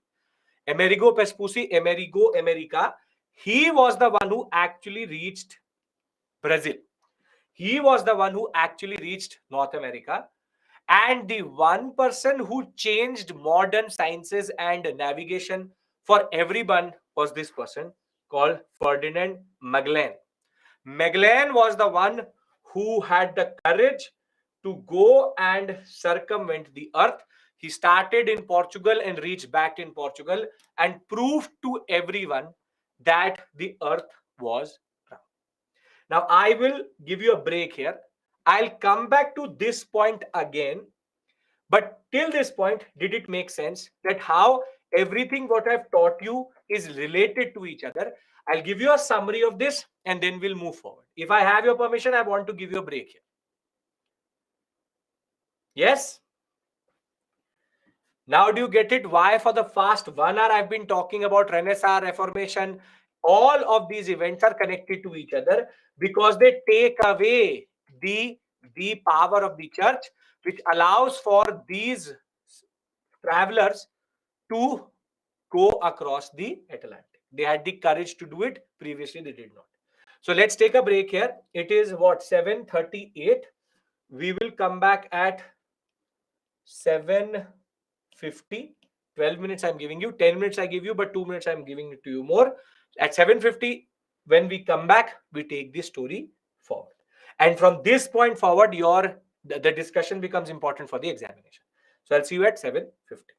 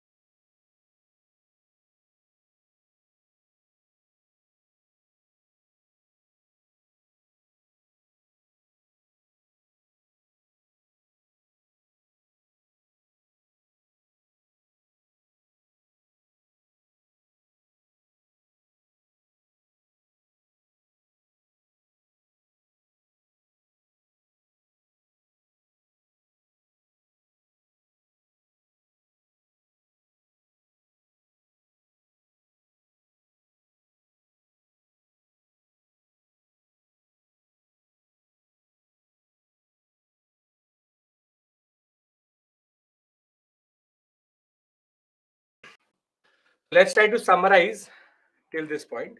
Okay. So let's try to summarize till this point. So we started our discussion close to 2 hours back, and the discussion was basically based on reaching to a point, and that point was very straightforward.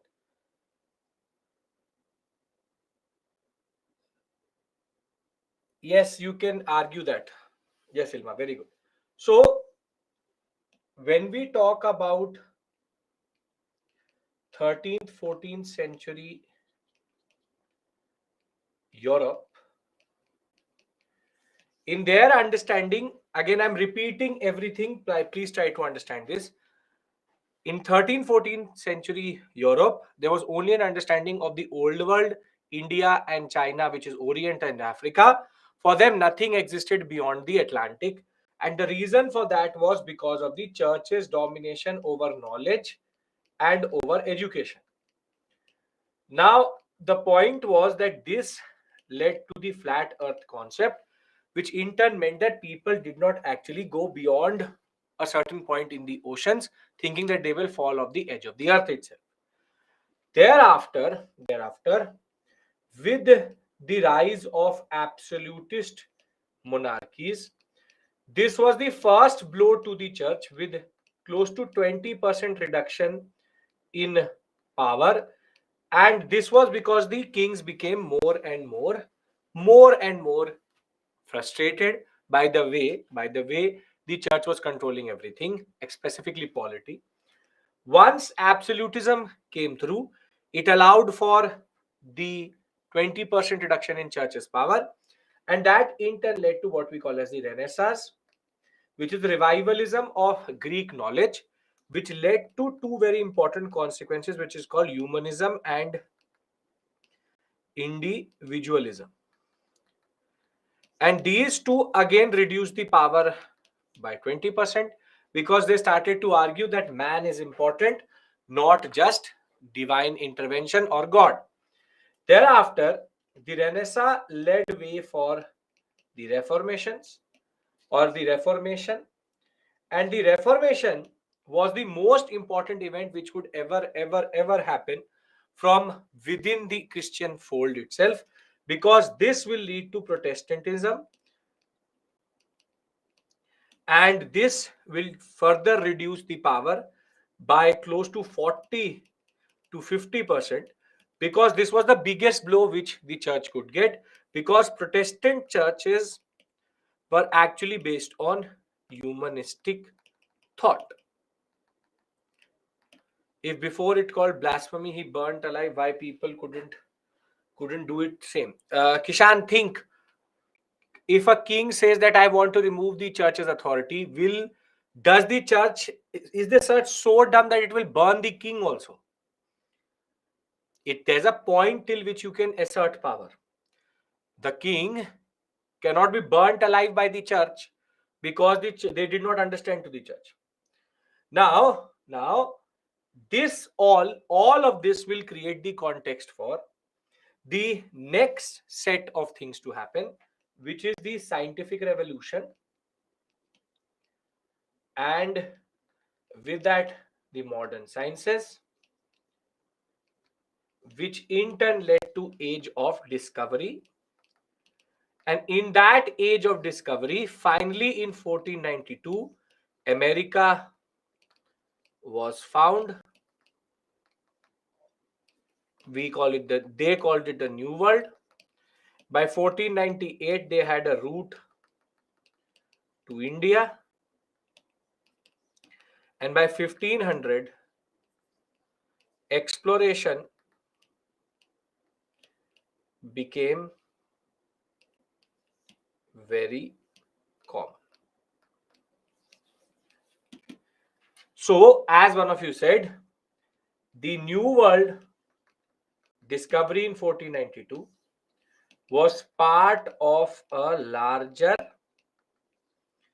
process or chain reaction which happened in Europe since the 15th century itself.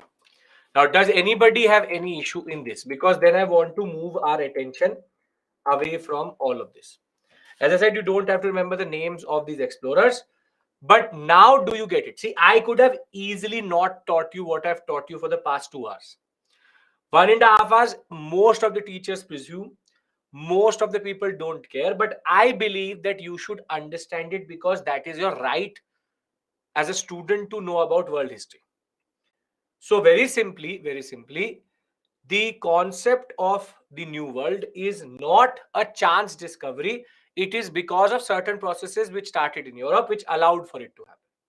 Now I want to shift our attention away from this part, which is irrelevant for the examination, but important for your understanding, to the other part. Can I do that?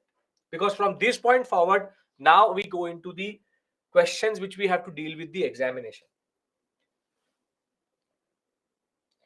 They had not seen Indians. How they can see red Indians? Madhur, they had seen Indians. The land route was there previously. Indian travelers used to go till Europe. So it's not that they had not seen Indians. Okay. Their only understanding was of Indians only. Everybody has to say yes. A lot of you are holding back. Yes. Okay. Now see that when it comes to the concept of the new world, now I need to introduce a word to you which is called colonization. Now, colonization, when I will teach you this in the last module, because colonization, decolonization is last module. But I have to, in a way, explain it to you here because this is the way the whole syllabus is actually one full circle. See, colonization is the process of direct control over a territory or country other than oneself or own country. And in this, you would have heard for sure two types of words: mother country and colony. The mother country dominates and rules the colony. Now, very simply, what is the difference between colonization and imperialism? Amrit, I have to discuss this with you, but in the end. Imperialism is the first stage of colonialism, but that's a separate issue altogether. Wait for the last module, I will discuss it with you. Right now, just colonization. These are two different things. Imperialism first stage, second stage is colonialism. Now, mother country dominates the colony or rules the colony, and there can be different motivations. There can be different motivations. It could be control, it could be exploitation. Now, 1492 is seen as the genesis of colonization of the world. Why? Because very simply, now the Europeans did not fear the seas. So, the two countries which became extremely obsessed with the concept of colonization or exploration were the two countries in the Iberian Peninsula, which is Portugal and Spain. Portugal and Spain. Now, for the same reason, the most of, except for this part, which was with the Portuguese, which is basically Brazil,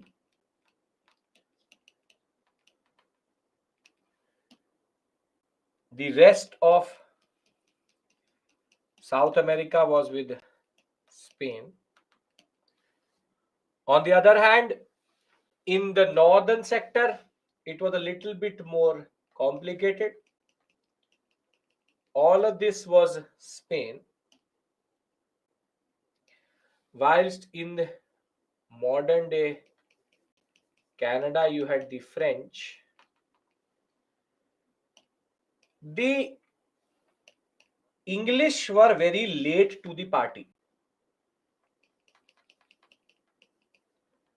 The English were very, very late to the party. Very late to the party. Before they could actually do anything, Portugal and Spain had already captured most of America because they were ready to fund the explorers to go around and check out these new worlds. Now the question would be that yes, this will remain with them for a very long time. The question would be, what is the motive of Spain and Portugal? And herein come what are called the 3 Gs: glory, God, gold. Glory, God, gold. Which is that first was glory. That I am not just the ruler of old world, I am also the ruler of new world. And that is why you would have seen that most of the names of the American sectors, specifically in the British American sectors, are nothing but adding new to the old areas. For example, New England, New Jersey, New Delaware. These are nothing but the word New York. These are nothing but word adding new to the areas which already existed. But for the Spanish and the Portuguese, it was basically that I am the ruler of both worlds, new world and old world. Nothing was new about this world, but according to them it was. But herein comes the first story of hypocrisy. And the first story of hypocrisy, do you know what is hypocrisy? I hope. Hypocrite. What is hypocrisy? Yes. Just to refresh your memory, a hypocrite is, for example, not a dogla, but see, the hypocrite basically is a person that I give you a lecture 1.5 hours, lecture on not eating ice cream. And the first thing which I do as soon as the lecture is over is eat ice cream. This is called a hypocrite. This is being called a hypocrite. That I have been lecturing you, don't eat ice cream. This is bad, that is bad. As soon as that lecture is over, I bring in ice cream and eat it in front of you. This is called being a hypocrite. Now I'll show you the hypocrisy of the church. See, the Portuguese and the Spanish kings actually had a major impetus in exploration because of this God, church. See, the Catholic Church had already started to lose ground in Europe. So the same church which used to say, do not go into the ocean, now started to fund travelers so that they could they could send Jesuits. And one of these Jesuit also reached India. Can you tell me a name of a Jesuit who reached India? Come on, you know it. Yes, Francois Xavier. The concept of a Jesuit, was that they used to go to this new land and say that they don't have any religion. Now, based on the power of the ruler, they used to give two options to the people. Either you accept the Bible or you accept the sword, which is either you get killed or you accept the Bible. And therefore, most of South America and North America was made Christianized because of the second motivation, which is God. So the same church which did not allow for exploration for centuries, once they got to know that there's a new area which they can conquer why religiously, they actually funded it. And this is the first instance of proper hypocrisy from the church. And the last motivation which the people had, or the king had, was gold, because most of South America was actually very, very, very resource rich. South America was very resource rich. This would not be true of North. This area, not so much, but this is very resource rich. Now, the people also had motivations to cross over into North America. So, whilst there was one set of motivations from the rulers, there was also one more set, which is basically people wanted to cross over for three reasons. First is that they wanted, if you're a Protestant, you want to go to this new world and find a small space for yourself where you're not religiously persecuted, because the church still hated you. Second was better economic opportunity. See, what will happen is the population of Europe will start to increase. So people were becoming more and more poverty stricken. So they got an opportunity to go, if even if it was about risking your life and crossing over after 3 months, the point was you could get a new life in the new world.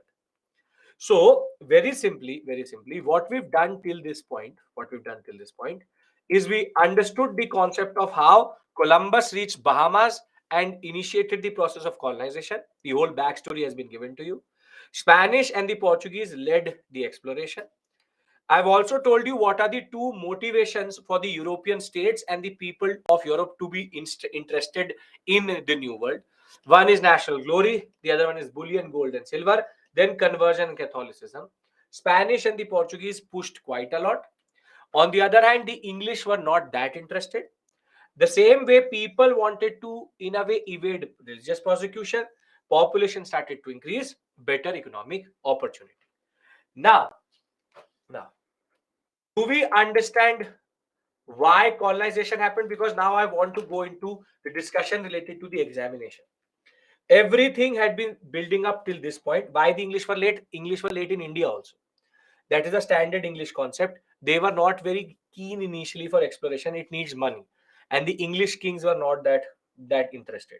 The same reason why East India Company was still a joint stock company, not a royal company. Three G's: glory for the king, God for the Christians, the Catholic Christianity to spread, and gold for the development of the state.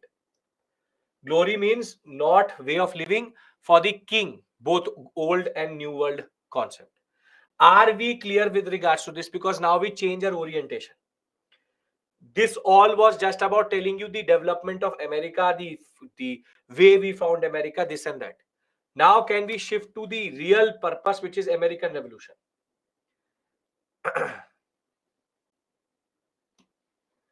Okay.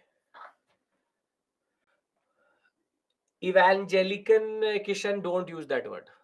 You are using it from there. Yes, yes, Chinmay. Now, now understand one thing. Now I'm going to teach you American Revolution, and understand one point very, very, very, very clearly. The American Revolution, how did Judaism come up? Soumya, you're taking me a totally different direction. Abrahamic religion, you want to talk about Judaism, Christianity, Islam, not of any purpose to me. Now,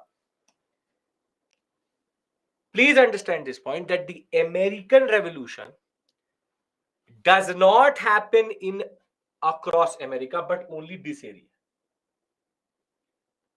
Only this area. Whilst all history is European, everything else is British centric. So understand this point, that the American Revolution has nothing to do with Latin America, has nothing to do with North America, other than this area as of right now. And the second most important point is, I don't care about Latin America because UPSC doesn't. I don't care about how they got colonized, decolonized, this and that, because I was, or you were, we were ruled by the British. Our history is British centric. So we are going to discuss British history centric, English based American Revolution. So my experience only pertains to this area. This is where the American Revolution actually operated. These are called initially the 9 and then later the 13 colonies of the British in America, from Georgia, South Carolina, North Carolina, Virginia, Pennsylvania, Delaware, Maryland, New Jersey, Massachusetts, Connecticut, Rhode Island, New Hampshire, Maine, and Vermont. Don't have to remember their names, but these are basically the colonies which we are talking about. We are not talking about anything else. These are the colonies which today basically expanded into what we today call as the United States of America. Started as 9, then became 13, then became 50. So very simply, this is called the United States of America. I don't care about Canada. I don't care about Mexico. I don't care about anything else. So very simply, very simply, now we will change our geography and we have to now understand the American Revolution. Can I do that? Do you understand which geography we are in and why we are discussing only this part? This does not apply to any other part of America. Yes. Later colonized America, how Portuguese, Spanish got reduced in America. We will discuss that, Ilma. That will come to. Earlier we had land, now we were... Again, Abhishek, that's a way of saying base very simply for spreading. Okay, let's go forward. Now, finally, after a very long discussion, I've reached a point where I wanted to reach, but it has taken me close to 1.5 hours. But that is all worth it because you understand Renaissance, Reformation, everything. So for anybody who has just woken up but was in class, just to remind you what we've done till this point, very simply, we've understood how Age of Discovery happened. We've now understood the understanding of why there was colonization, and we've now also understood the geography in which we are operating. Now, Eastern coast is later. That is called westward expansion. That is American history, separate issue altogether. Now comes the real portion from which the examination will ask you questions, which is Jesuit is a Catholic Christian missionary who converts. Jesuit.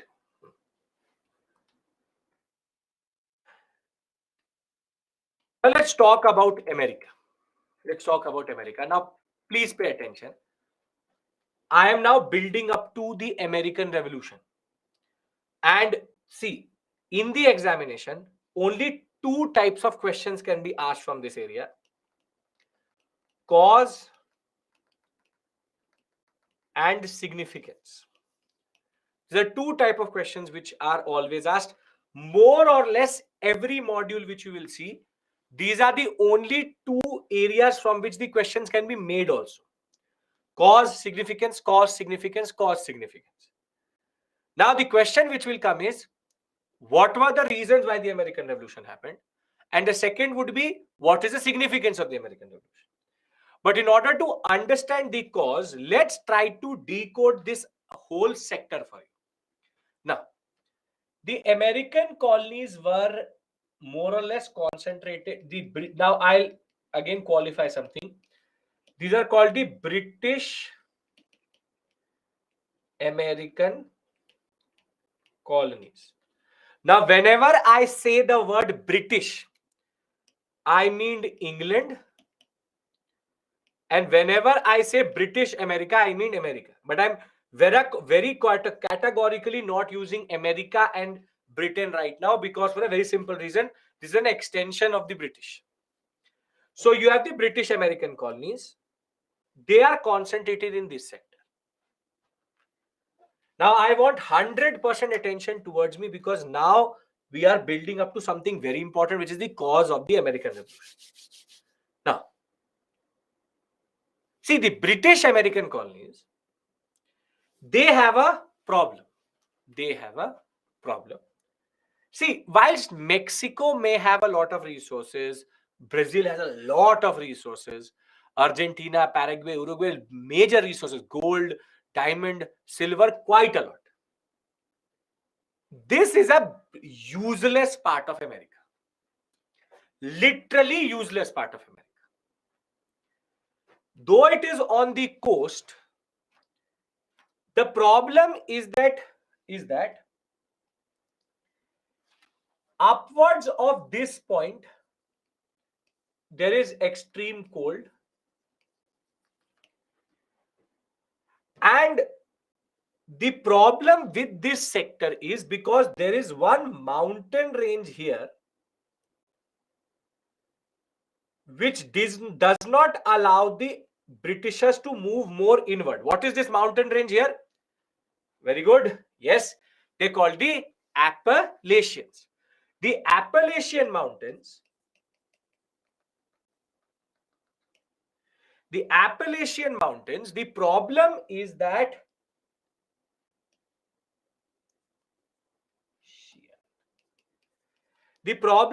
they do not allow the movement of the Britishers inwards. And when it comes to the physiography and the geomorphology of this sector, this is very not very fertile land. Not very fertile land, except for this sector. Except for this sector, which is in a way a little bit in the torrid zone, it is more or less not very fertile. Now, the concept is why do you get a colony? Why do you invest in a colony? What is the reason to get a colony? Profit, to exploit resources, very good, earn something. But now the British are stuck. In this area, there is land, but no resources. It has no gold and silver. It can give you fur, which is you can kill the animals here, make coats. But this sector is more or less useless if you go by the basic resource value. This was not true of South America, but the Americans or the British America is more or less useless to the Britishers if they don't try to figure out something. Now, I need that word map, yes. Yes. Now, pay attention. This is the sector we are talking about.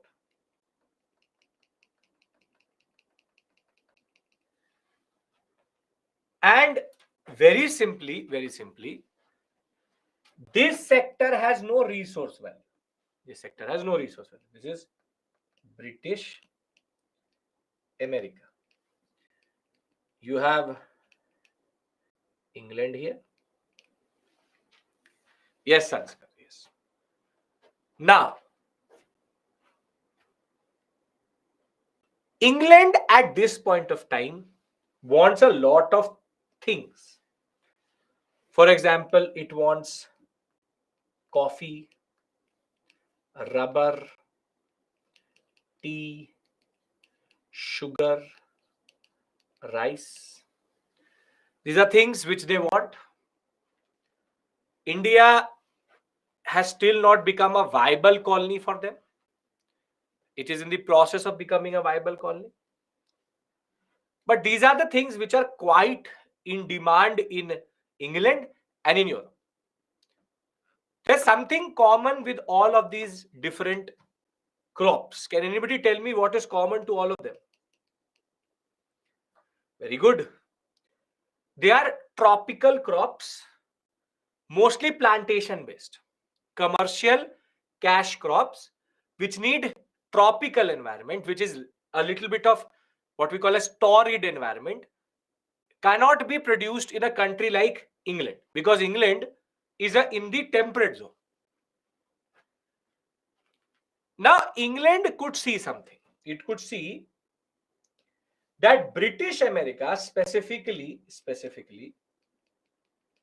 the southern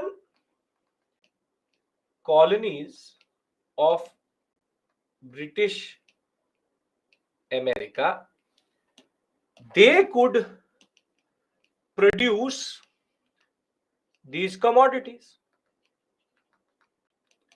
It will produce these commodities. But there's an issue. While in British America you have land is available, what is the resource which is scarce here? What is the resource which is scarce here? Very good. Labor. Labor is the problem. You have thousands and thousands of acres of land and nobody to produce. And now tell me, the point was people were traveling from Europe to British America. But in British America, when you reach, they were ready to give you hundreds of acres. And that is why till today, the land holding in America is very, very big. Hundreds of acres is there. But you tell me one thing, if you were a Bhikhari in England, if you were a laborer in England, would you want to again be a laborer or Bhikhari in British America? No. So people said, you give me land, I will not work. I will not work. The problem with these commodities is very, very labor intensive, plantation crops, tropical. So while land is available, the climate is also perfect, but labor isn't. So now England can make the British Americas viable if they find a solution for labor. And that solution will come from Africa. See, what the English will do is that they will travel to West Africa. Africa is at this point of time has multiple tribes. And these tribes have a very important characteristic. And the tribe have very, very important characteristic, which is that they fight very fiercely.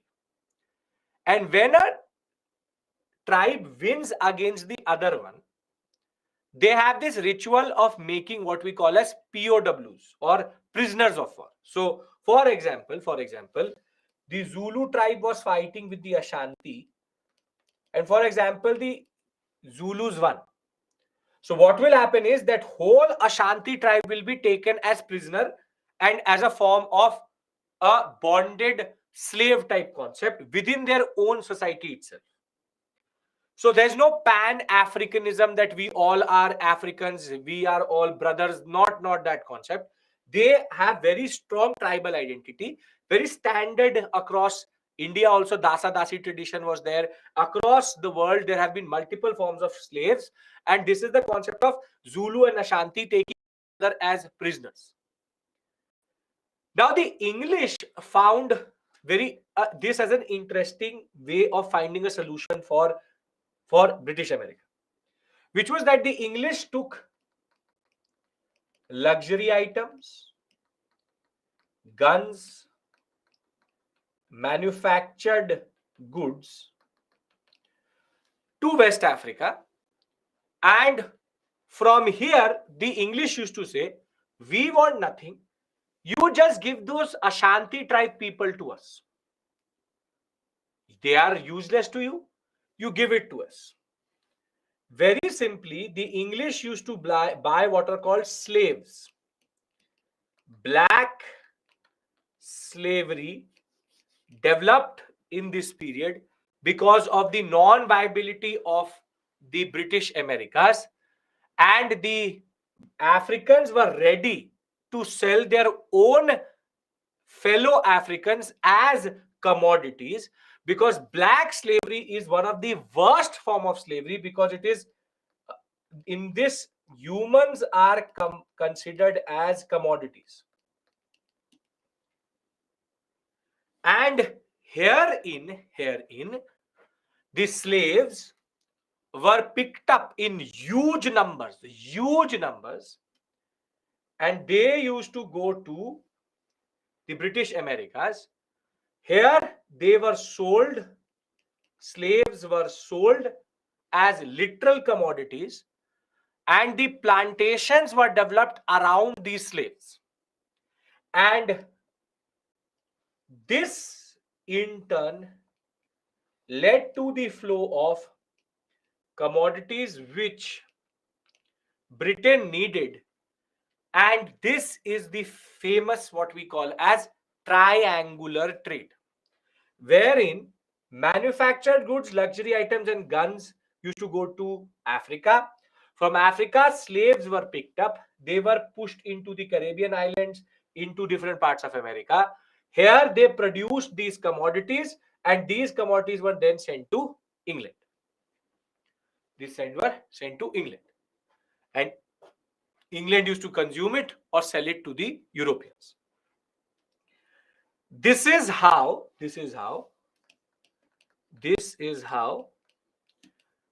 British America was made viable. Anybody has any issue in the triangular trade? Anybody has any issue in this triangular trade? No? Okay, very good. Fine. Very good. But there is still a small, what is the name of triangle? It's called triangular trade. Triangular trade between England, Africa, and America. Slaves were nothing but Africans selling their fellow Africans as commodities in exchange of goods. Okay. And it sounds inhumane. Yes, it is. Was it developed by very categorically developed by Europeans? Yes, it's what the idea was given by the Europeans itself. So it was there. Now, there were no American slaves or American labor. Very low. You would rather want to be an American landlord than actually be a labor.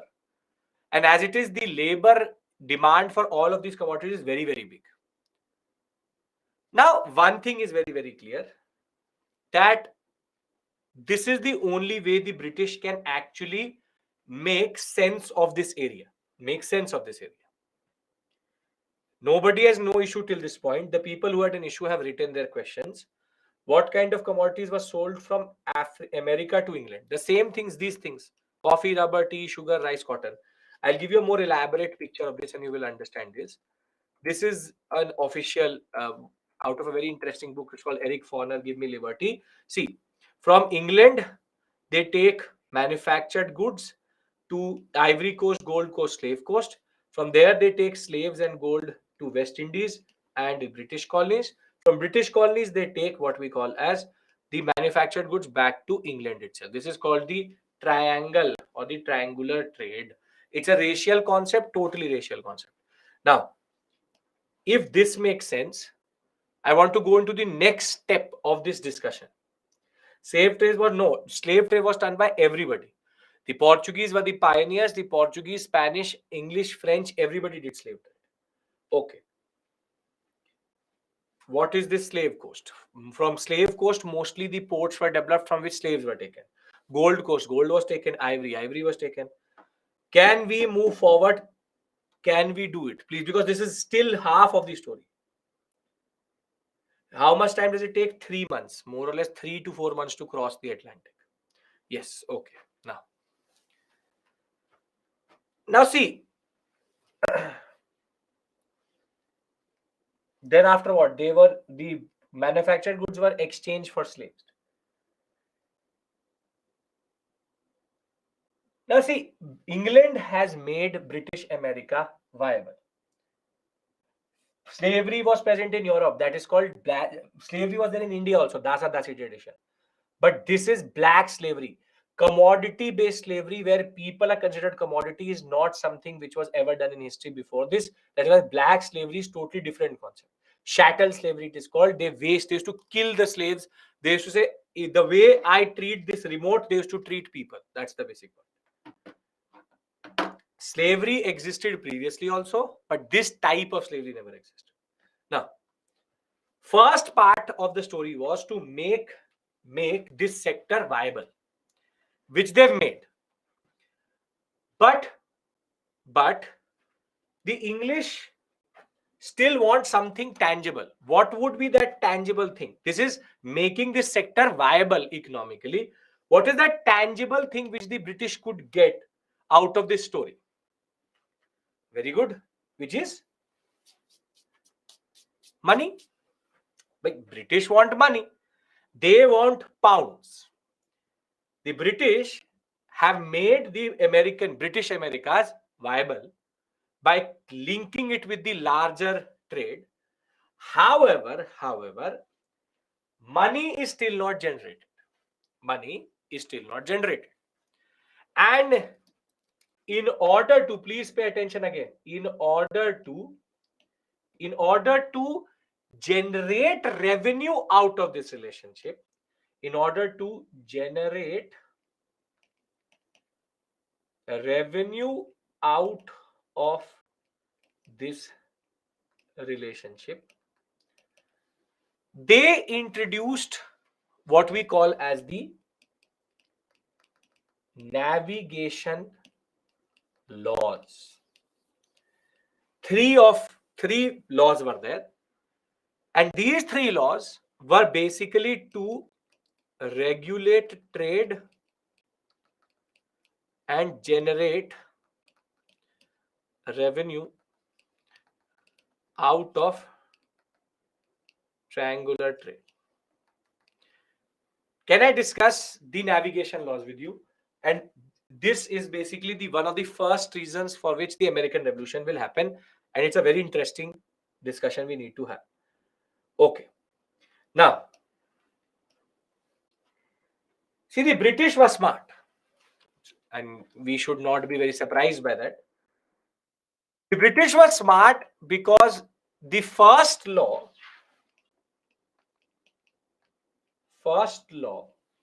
and these laws only, no, it's not like blue waters policy. It applies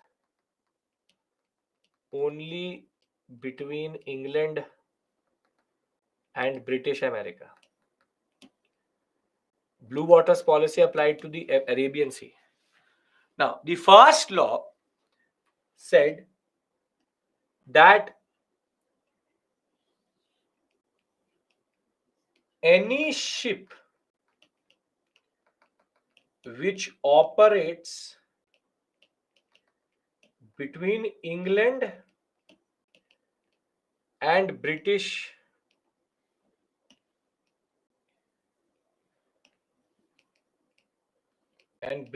America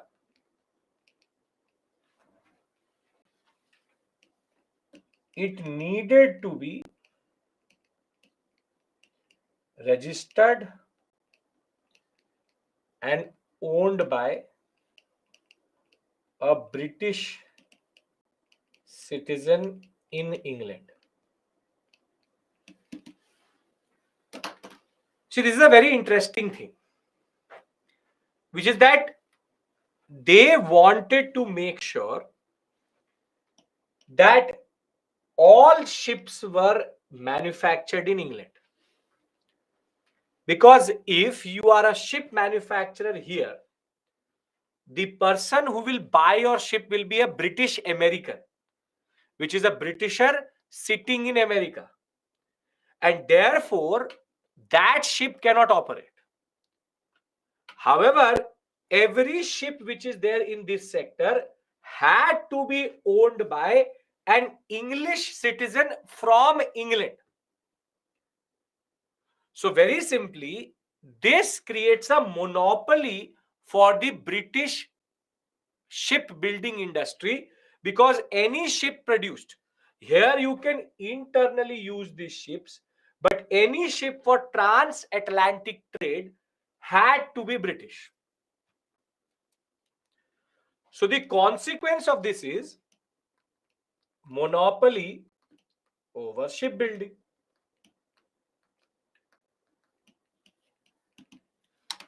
Pay attention. The British argued that any ship which could operate between British America and England had to be owned by a British citizen, and therefore a Britisher sitting in England. And if therefore you had a shipbuilding industry in America, it was more or less useless because you could not take it to England for the trade. So in the triangular trade, ironically, 90% of all ships were British. And therefore, the British shipbuilding industry in England had a monopoly. Anybody has any issue in the words which I've said right now? Imagine that the government of India says that any travel between Delhi to Mumbai can only happen if that car is owned by, has a Delhi number, DL number. That's the basic thing. What is they're trying to argue? The simple straightforward point is it has to be registered and owned by a British citizen.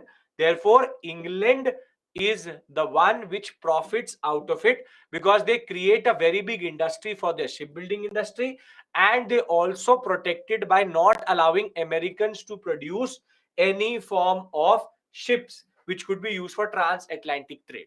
As I said, think of it like this: any ship between Britain and America, or like Delhi and Mumbai, it has to be registered in Delhi. That was Africa and Africa and America and Africa to England is totally different. It's just this movement between these 2 points. Anybody has any issue in this? If not, I move to the second and third laws, which are much more important than these two. Have to be clear, please. Right now will become more and more, little bit more complex. Okay. Now, why British America could not? Because the British does this. If you are a colony, why will they give you the right to produce something which they can all produce themselves? Okay. But American can make ships and register it. That will not happen again. Again, Chituri, that will not happen. Why would an Englishman build a ship here and then bring it to England? It takes 4 months to do that. That makes no sense, not viable. See, the British were very smart. They had subsidiary laws also. For example, they had the Iron Act, that any iron which was produced in England could only be produced in America. America could not produce its own irons. It had Hat Act, Wool Act. All of these acts basically gave a monopoly to the British. This is what the British does. The simple straightforward point is no iron can be produced in America. No hats can be produced in America. Every hat owned in America was actually made in England. Every wool, one thread of wool was produced in Britain because they wanted to give their own industries a push. So these are things wherein they are making sure that their own industries have a monopoly. So I'm only talking about England, Mona Lisa. I don't care about the Portuguese and the Spanish. They are of no purpose to me. Only England introduced navigation laws. So navigation laws only apply to the British and the British Americas. So Iron Act, Hat Act, Wool Act, First Law all argued that the shipbuilding industry, the iron industry, the hat industry, the wool industry, all were protected in America. All were protected in Britain. Can I move to the second and third law? I want everybody's assertion. This is not difficult. Have to just pay attention to what I'm saying. Stop getting distracted. Pay attention and it will actually make sense. Okay. Now, the second and third law were actually the bedrock of producing revenue from America. Now, please pay attention. Now, for example, this is the rest of the world. This is ROW. 1 second, I'll change the color. Second and third law. This is ROW, which is rest of the world. This is England. And this is British America. This is British America. Now, for example, British America produces sugar. British sugar. Now, I'm a French trader. I'm a German trader.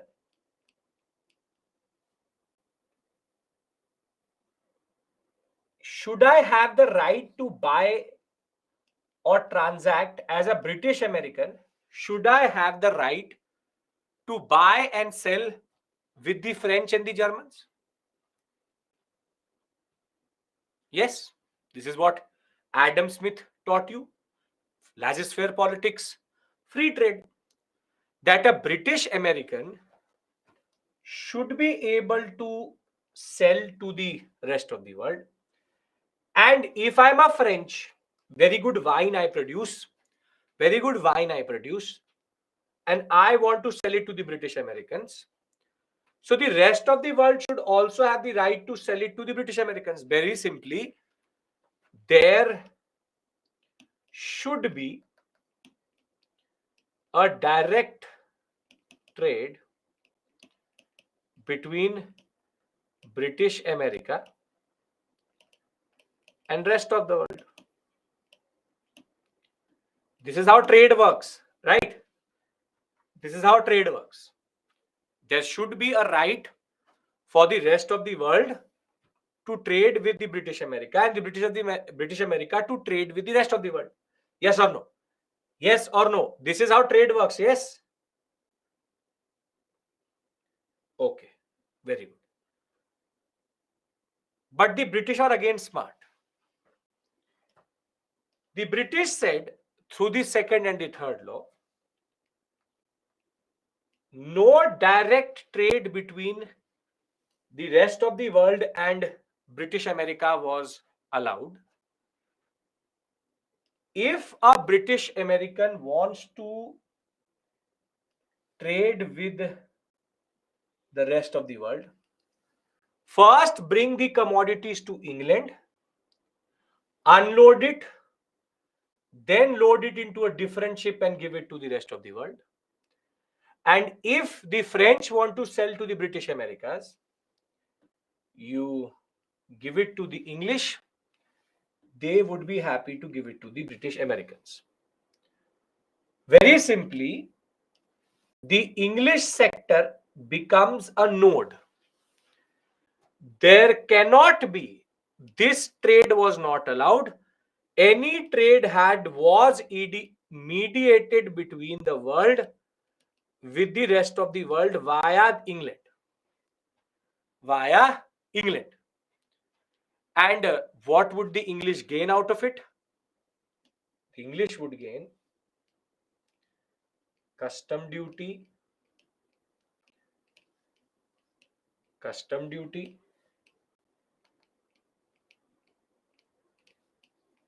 custom duty.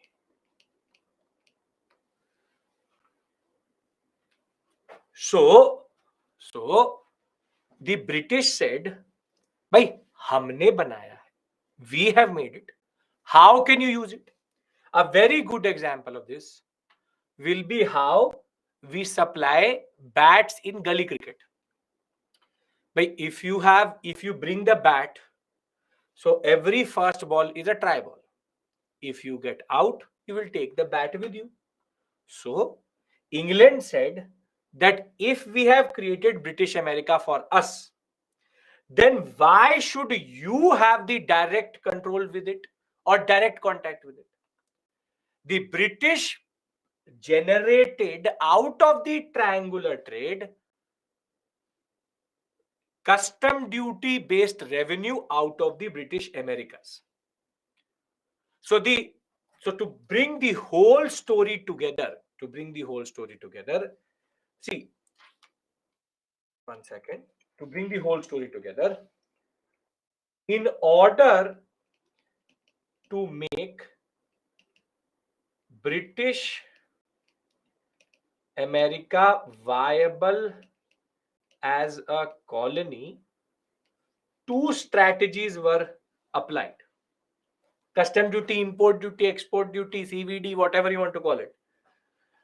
First was link it with the triangular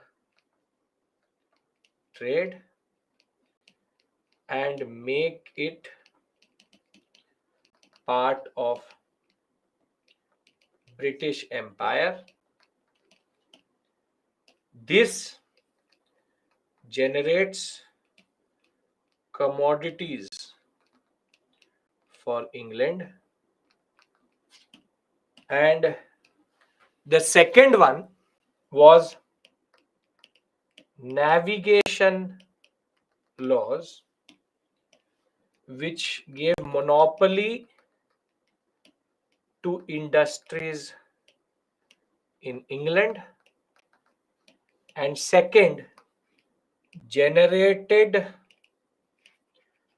revenue in the form of custom duties at all ports. This generates money or profit for English. And if you understand this, I'll give you a 5-minute break because I want to go into something heavy after this. Is this perfect? Is this totally clear? What I've been talking about? Because I have to discuss something very important with you. That is why I want to give you a 5-minute breather. All these were isolating British America from rest of the world. Yes. There was no direct trade between British America, rest of the world. All trade was in the hand of the British. Yes, entire process was British oriented. Obviously, that is why you are going to exploit it. If this is clear, I give you a break. We come back at 8:55 and we take the switch in. Everybody's writing yes. Very good. Very good. All non-Indian history makes sense. Okay. So I'll see you at 8:55.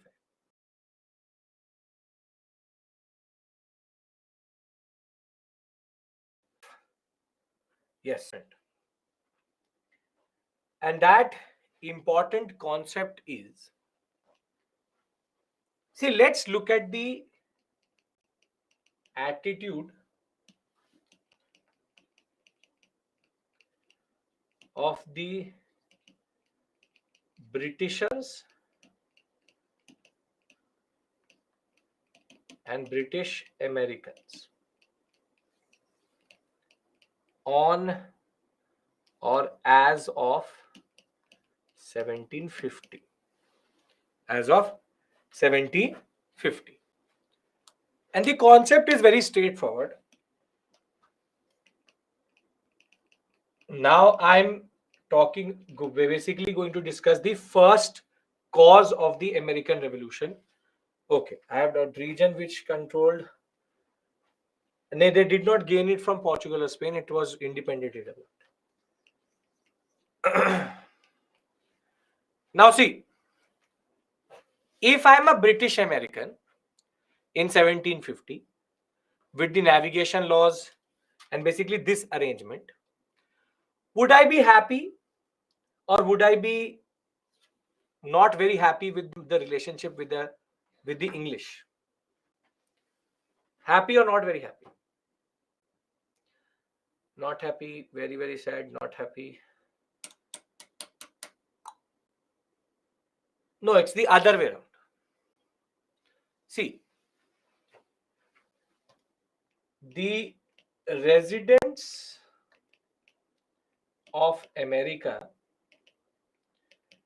identify themselves as British Americans. So Europeans first. And you all are saying that they would not be happy. But the fact of the matter is, if the British don't exist, would the British Americans have slaves? Would they have trade? Would they have commodities? Would they have any other form of economic value or economic opportunity? No. भाई माई बाप है that at the end of the day, that the British make America viable and all economic opportunity is because of them. Okay, you have to give a tax. They are not unhappy with the taxation, because they believe it is the part and parcel of being part of the British Empire. But if I tell you that I will get you a job for 2 crores a month, and I ask you that you give me 10 lakh rupees per month out of it, would you allow me to get you that job? 2 crores a month, but you have to pay 10 lakh rupees to me. Yes, because you are ready to pay the premium, because the economic opportunity is very, very big. So here, there's something also very peculiar. All taxes apply to merchants because they are trade-based taxes.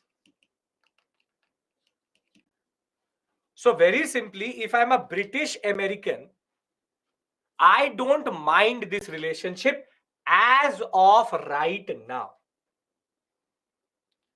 But the more important attitude is of the Britisher.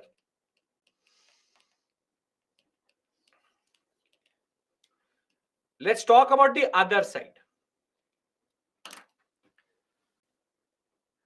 Now, the British attitude towards British America was also very interesting. See, their understanding was, we have not invested too much into the British Americas. It's not like India that we have to build the railways. We have an ICS officer.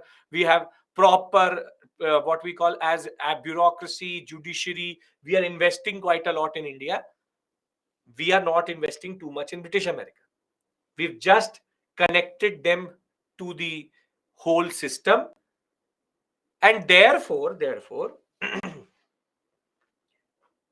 the British believe that any revenue generated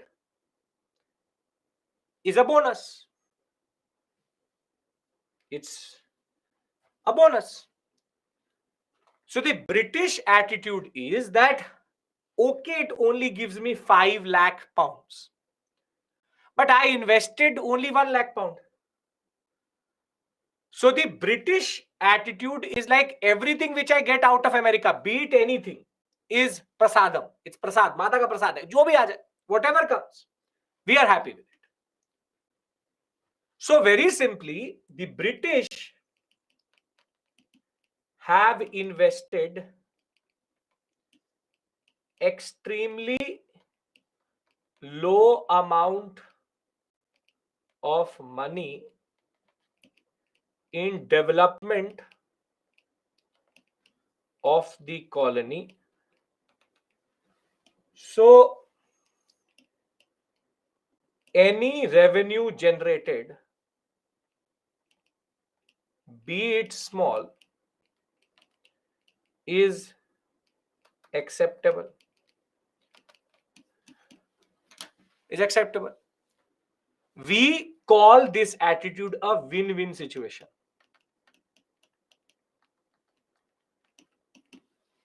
We call it this attitude a win-win situation. I'll give you a very simple example of this, and you will understand it even more closely, because you may have gone through it or you may be living it right now, but not commentary on anybody. Is that, think of it like this, that the Britisher are the parents and the British Americans are the children. The Britishers sent these children to a college in which the fees was maximum 20,000 per year. The whole course was done in 80 or 90,000 rupees. And now this British America child is sitting with a degree which cost only 90,000 in this day and age. Now, if this British America child sits unemployed at home,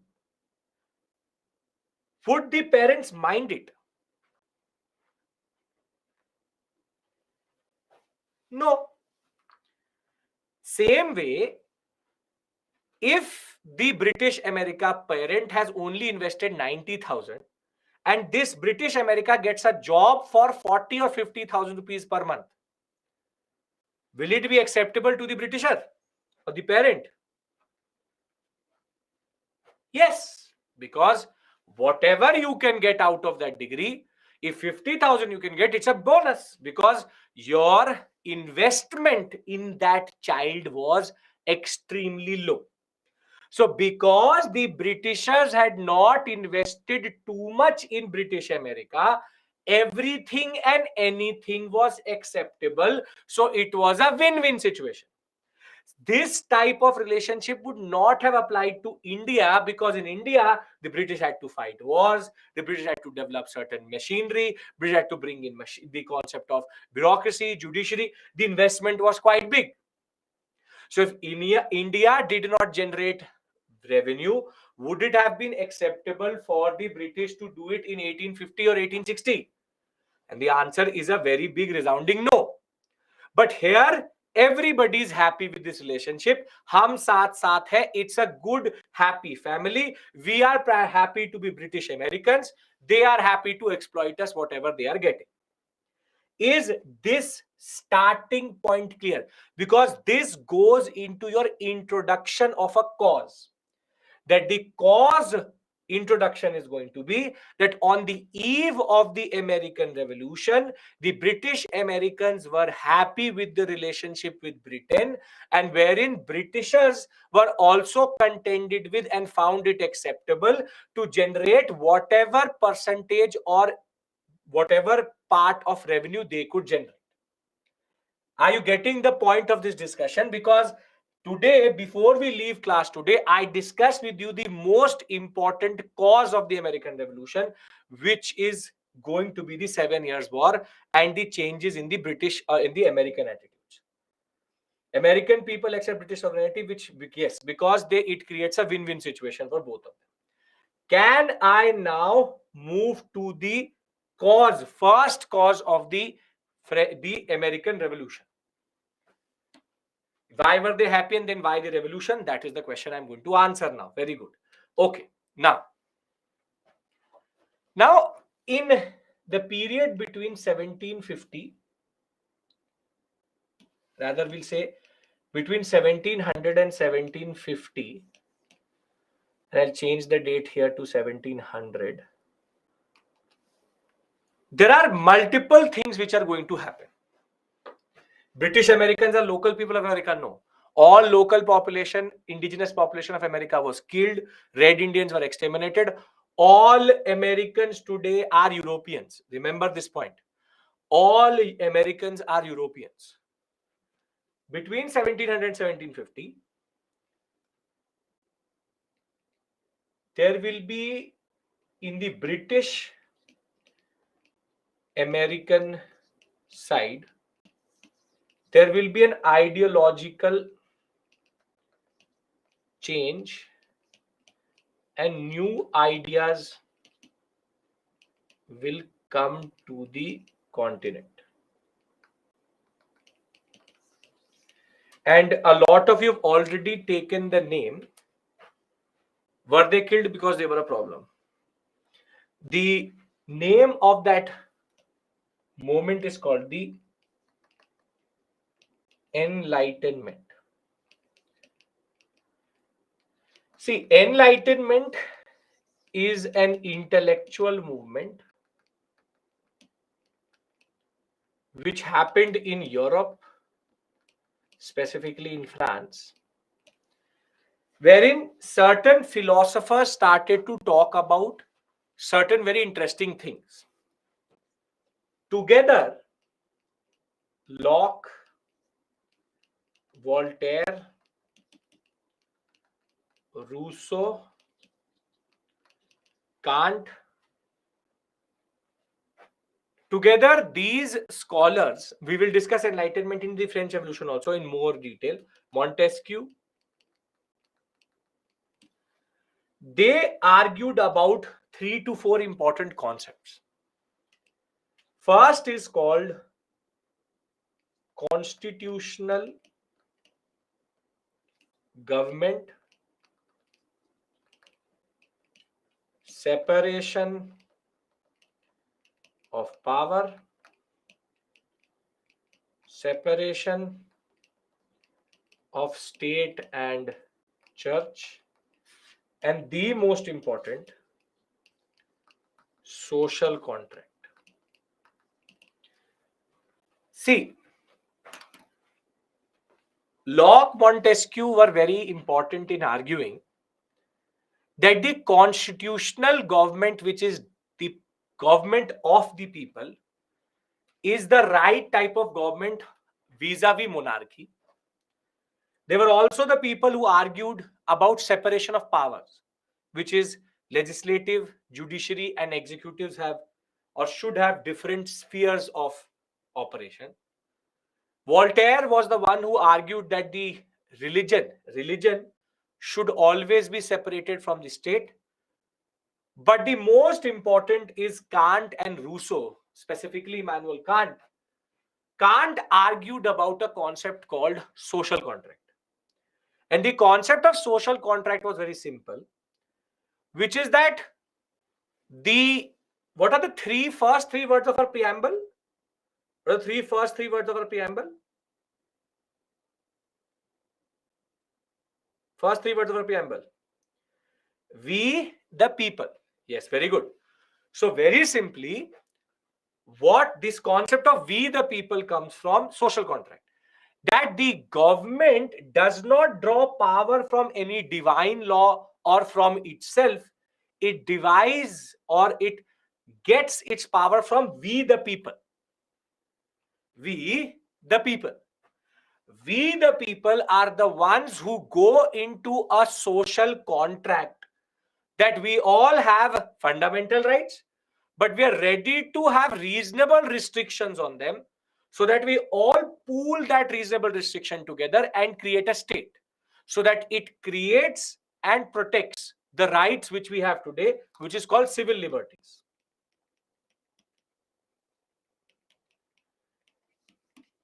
Enlightenment was a concept which developed in France.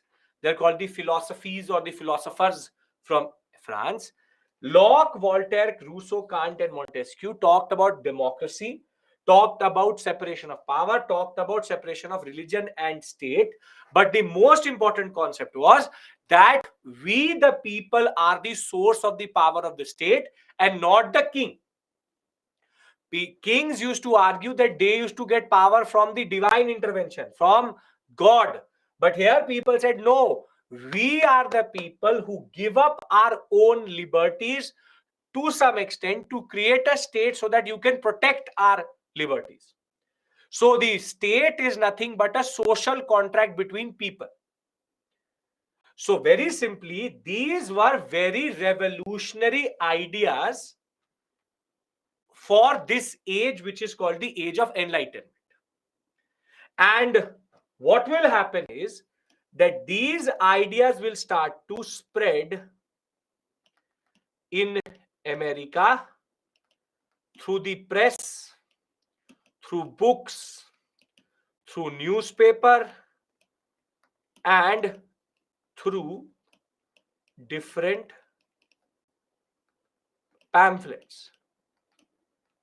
And very simply, the Americans will start to now develop certain concepts of civil liberties. Civil liberties means right to life, right to property, right to freedom, right to make choices, whatever right you have. Your fundamental rights are civil liberties. So very simply, enlightenment will now start to percolate into America. So if I'm an American and I get to hear about concept of freedom, liberty, separation of state, would it change my attitude? Would it change my attitude? Yes, Vejshri. Yes, very good. Yes, very good. It will change my attitude. So there's an attitudinal change which comes here, in which they will start to question the relationship. But the American Revolution did not happen because of just American attitudes changing. It was the British which triggered this, what we call as American Revolution. Can I discuss the British part? And this is the last discussion we have for today. Yes, Enlightenment led to the way Americans thought differently, so it was one of the causes of the American Revolution. Okay, very good. Now, see, the British attitude pre 1753 or 1750 was whatever comes out is acceptable because the investment was very minimal.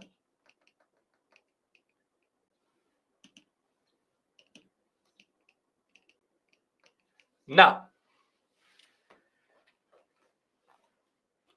across the world,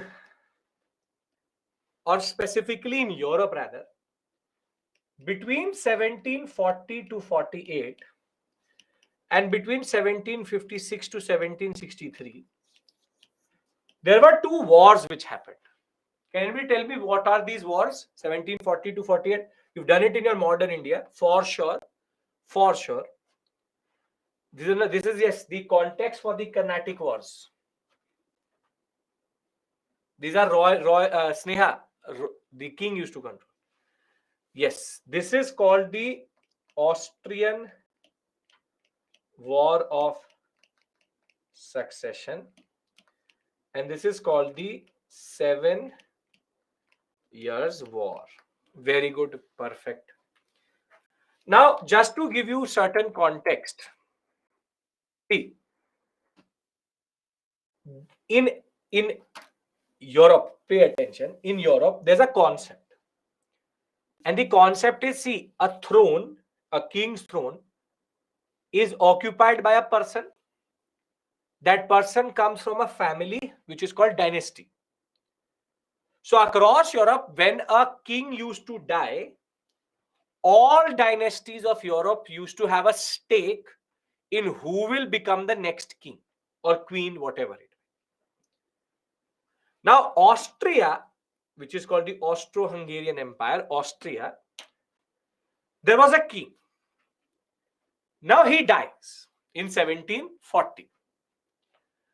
Now, when he dies, again, I'm giving you the very simple straightforward. I hope you would have done it in your what we call as modern India, but I'm repeating it for the sake of just revising it with you. When Austria, the king dies, he had a daughter, and the name of that daughter was Maria Theresa.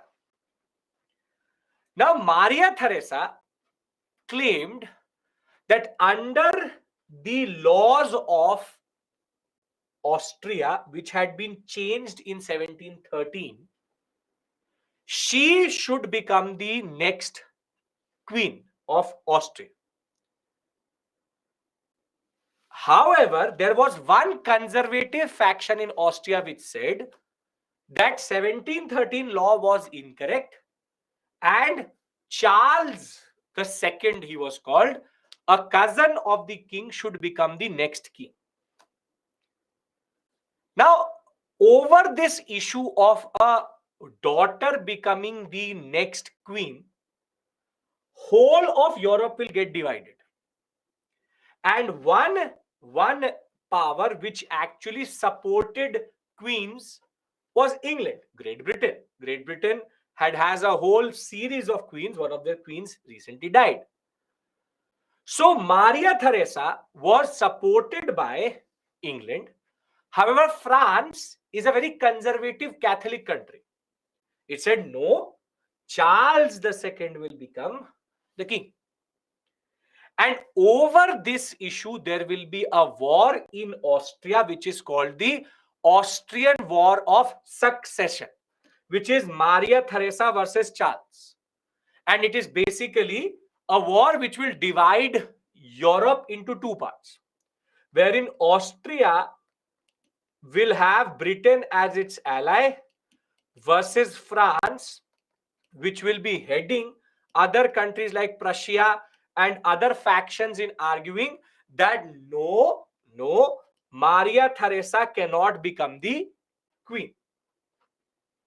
Maria Theresa will not become the queen. If you've not done it in modern India, I'm doing it here. This is called the Austrian War of Succession. This is called the Austrian War of Succession. And ironically, you can see that Britain is now against France and Spain.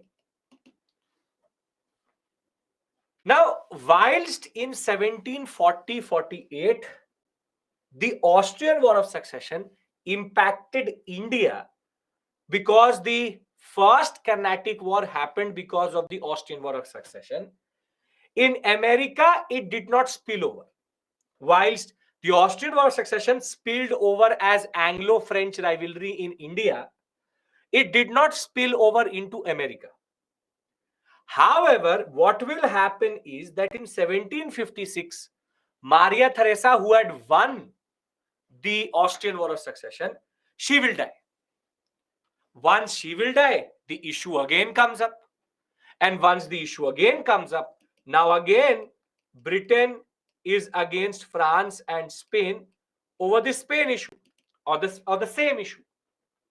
And therefore, now they will again fight a war over the same issue who will come to power in Austria, which is called the 7 Years' War. But the 7 Years' War is very interesting because it will spill over both into America and into India.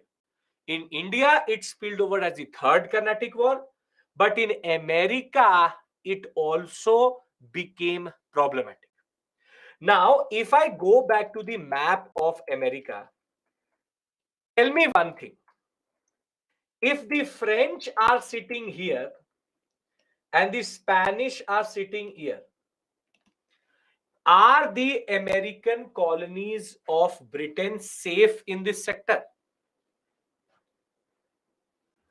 No? Very good. You think like a Britisher. So very simply, what is going to happen is, in the context of the 7 Years' War, the British will send multiple troops, regiments to America. Investment in protecting the Americas will increase, and by 1763, national debt in England had doubled. And in this context, George III will become the King of England, and his Prime Minister is going to be a person called Lord North.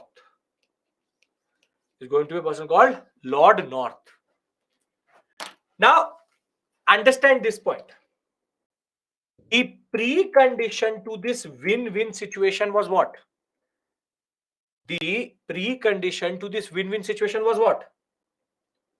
National debt, because they had to borrow to send a lot of arms, ammunition, men.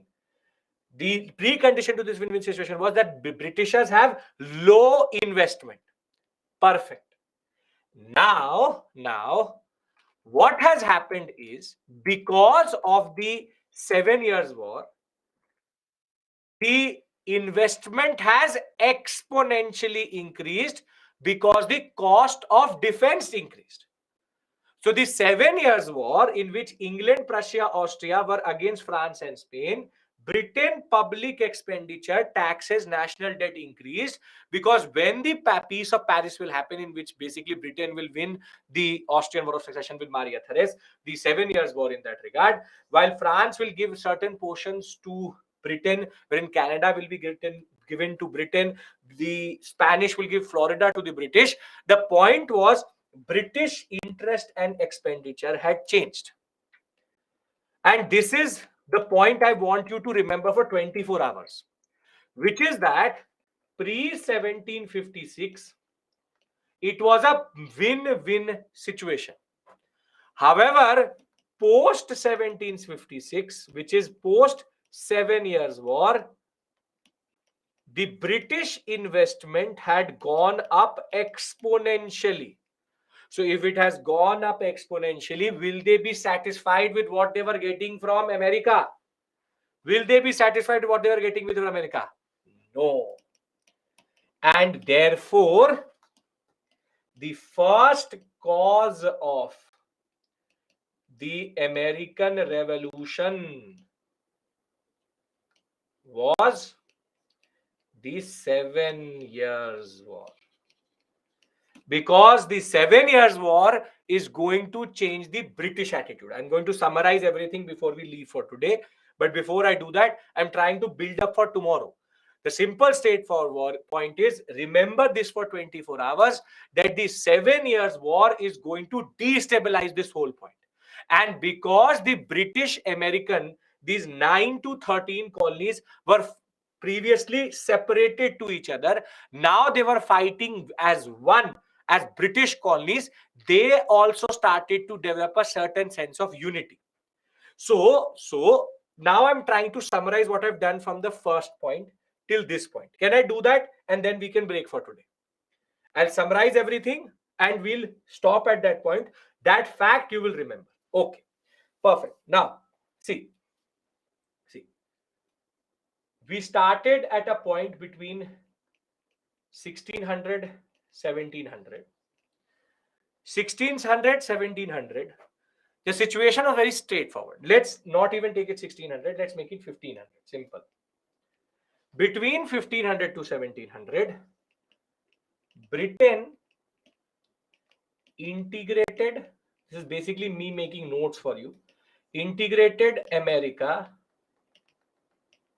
into a British America into the triangular trade of British Empire,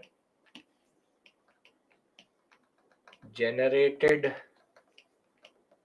commodities through Navigation Act,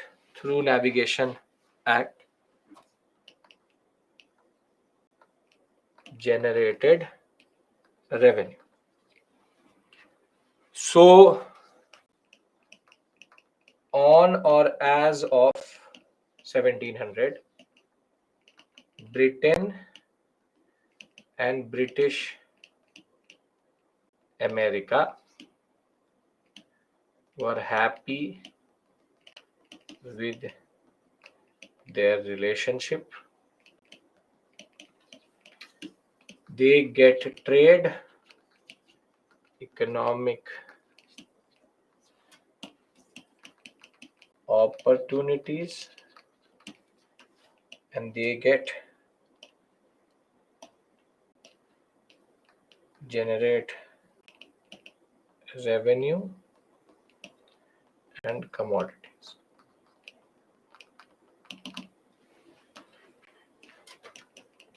Precondition: British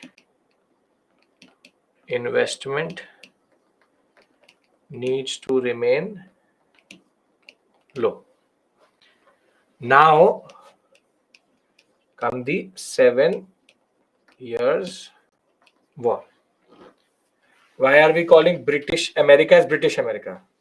We are calling it British America because as of right now, an American sitting in, a person sitting in America identify himself as Britisher first, then American. Later, this is going to change. This is what I'm coming to. Now, there will be enlightenment between 1700 and 1800. Rather, let's make it 1750. Enlightenment change the attitude of British Americans. They will have started to develop two things: sense of questioning the relationship and sense of Americanness. Identify themselves as Americans, not British Americans. And on the other hand, you will have the 7 Years' War, which will be significant. Why? Because it will exponentially increase the investment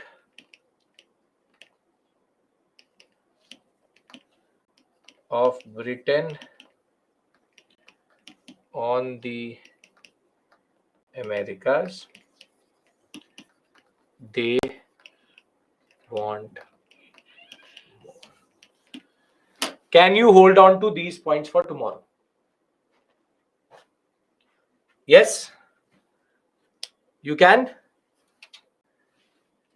So, one point I want to emphasize here. Yes, this. Influence of enlightenment, idea of civil liberty, life, liberty, property, freedom, liberty, and representation. Press will start to become more and more important. First printing press will come up in Cambridge, Massachusetts. Political pamphlet, books, libraries will develop.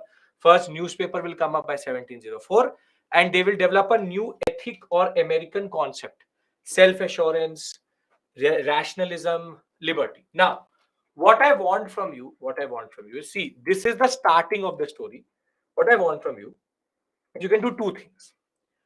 Go through the annotated PPT before we meet tomorrow at 6 a.m. Or you can watch the video again. You know that you have the video as recorded and you can watch it again. You can do either things. But what I want from you is that tomorrow, please avoid the Gajini effect, which is that what America, which America, what Navigation Act, arey ye kya hota hai, what, no, who Lord North, what America, what attitude. Don't do that. I don't want this, that I have to teach you again 3.5 hours to reach to this point. What I want is, I want you to revise these 2 slides so that you understand that tomorrow when I talk about Stamp Act and when I start to discuss the acts, you are totally in line with me and we are at the same point together. So tomorrow we finish American Revolution, and it is the American Revolution which triggered the French Revolution. Also, we'll talk about the French Revolution also. But I hope that this all made sense to you. The way of teaching is making sense to you. The pace is fine, and generally, though what we call as world history is a little bit technical, you are finding it interesting and easy. If these things are totally fine, have a very, very productive day, and I will see you tomorrow at 6 a.m. The SMEs are there, but please don't know Gajini effect, which is, don't forget over 24 hours, revise either the PPT or go through the video. Totally your call, totally your point. Try to generate interest. You will realize all of this is very significant for American plus Indian plus world history generally. Right? Okay. Thank you. If you don't have a question, you can leave. I'll take some of the questions now. Thank you. Take care. Have a very productive day. Thank you so much. Okay. King was George III. Yes, we will start from there.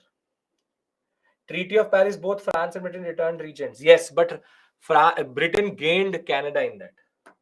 What advantage did British have over the Britishers? Advantages did British Americans? Nothing. They were obligated to help the Britishers because they gave them economic power or economic opportunity. Thank you. Thank you. I will see you tomorrow 6 a.m. Don't be late.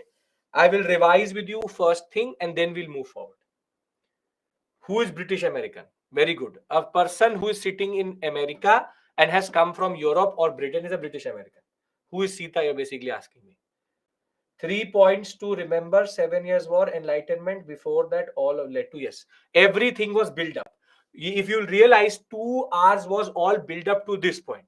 That you understand Navigation Act, that you understand the concept of 7 Years' War, that you understand the Austrian War of Succession, you understand how was America found.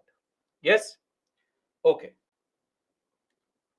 Other than Europe, no one tries to explore. No, Deepika, because India, China were already very resource rich. They did not need to.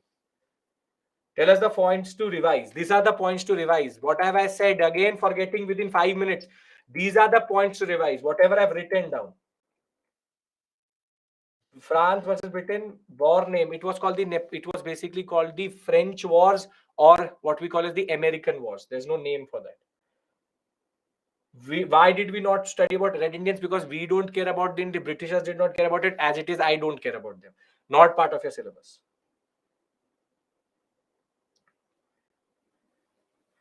Will you be teaching ancient India? Yes, I will be teaching you ancient India. Black slaves or Africans? What is the problem in USA blacks and whites issue? Shivaji, first let me give America independence. Then we'll do industrial revolution. Then we'll talk about black and the black and white issue. Don't worry about it. You're asking me about today, the African American movement. That's a separate issue altogether. Who was in North America? Spain, France, and England. Win-win situation is low investment, some revenue, get some taxation, but get economic opportunity. Difference between noble and clergy. Nobles are the relatives of the king. Clergy is related to the church. Yes, Megha, if I'm here, how will I take CNA?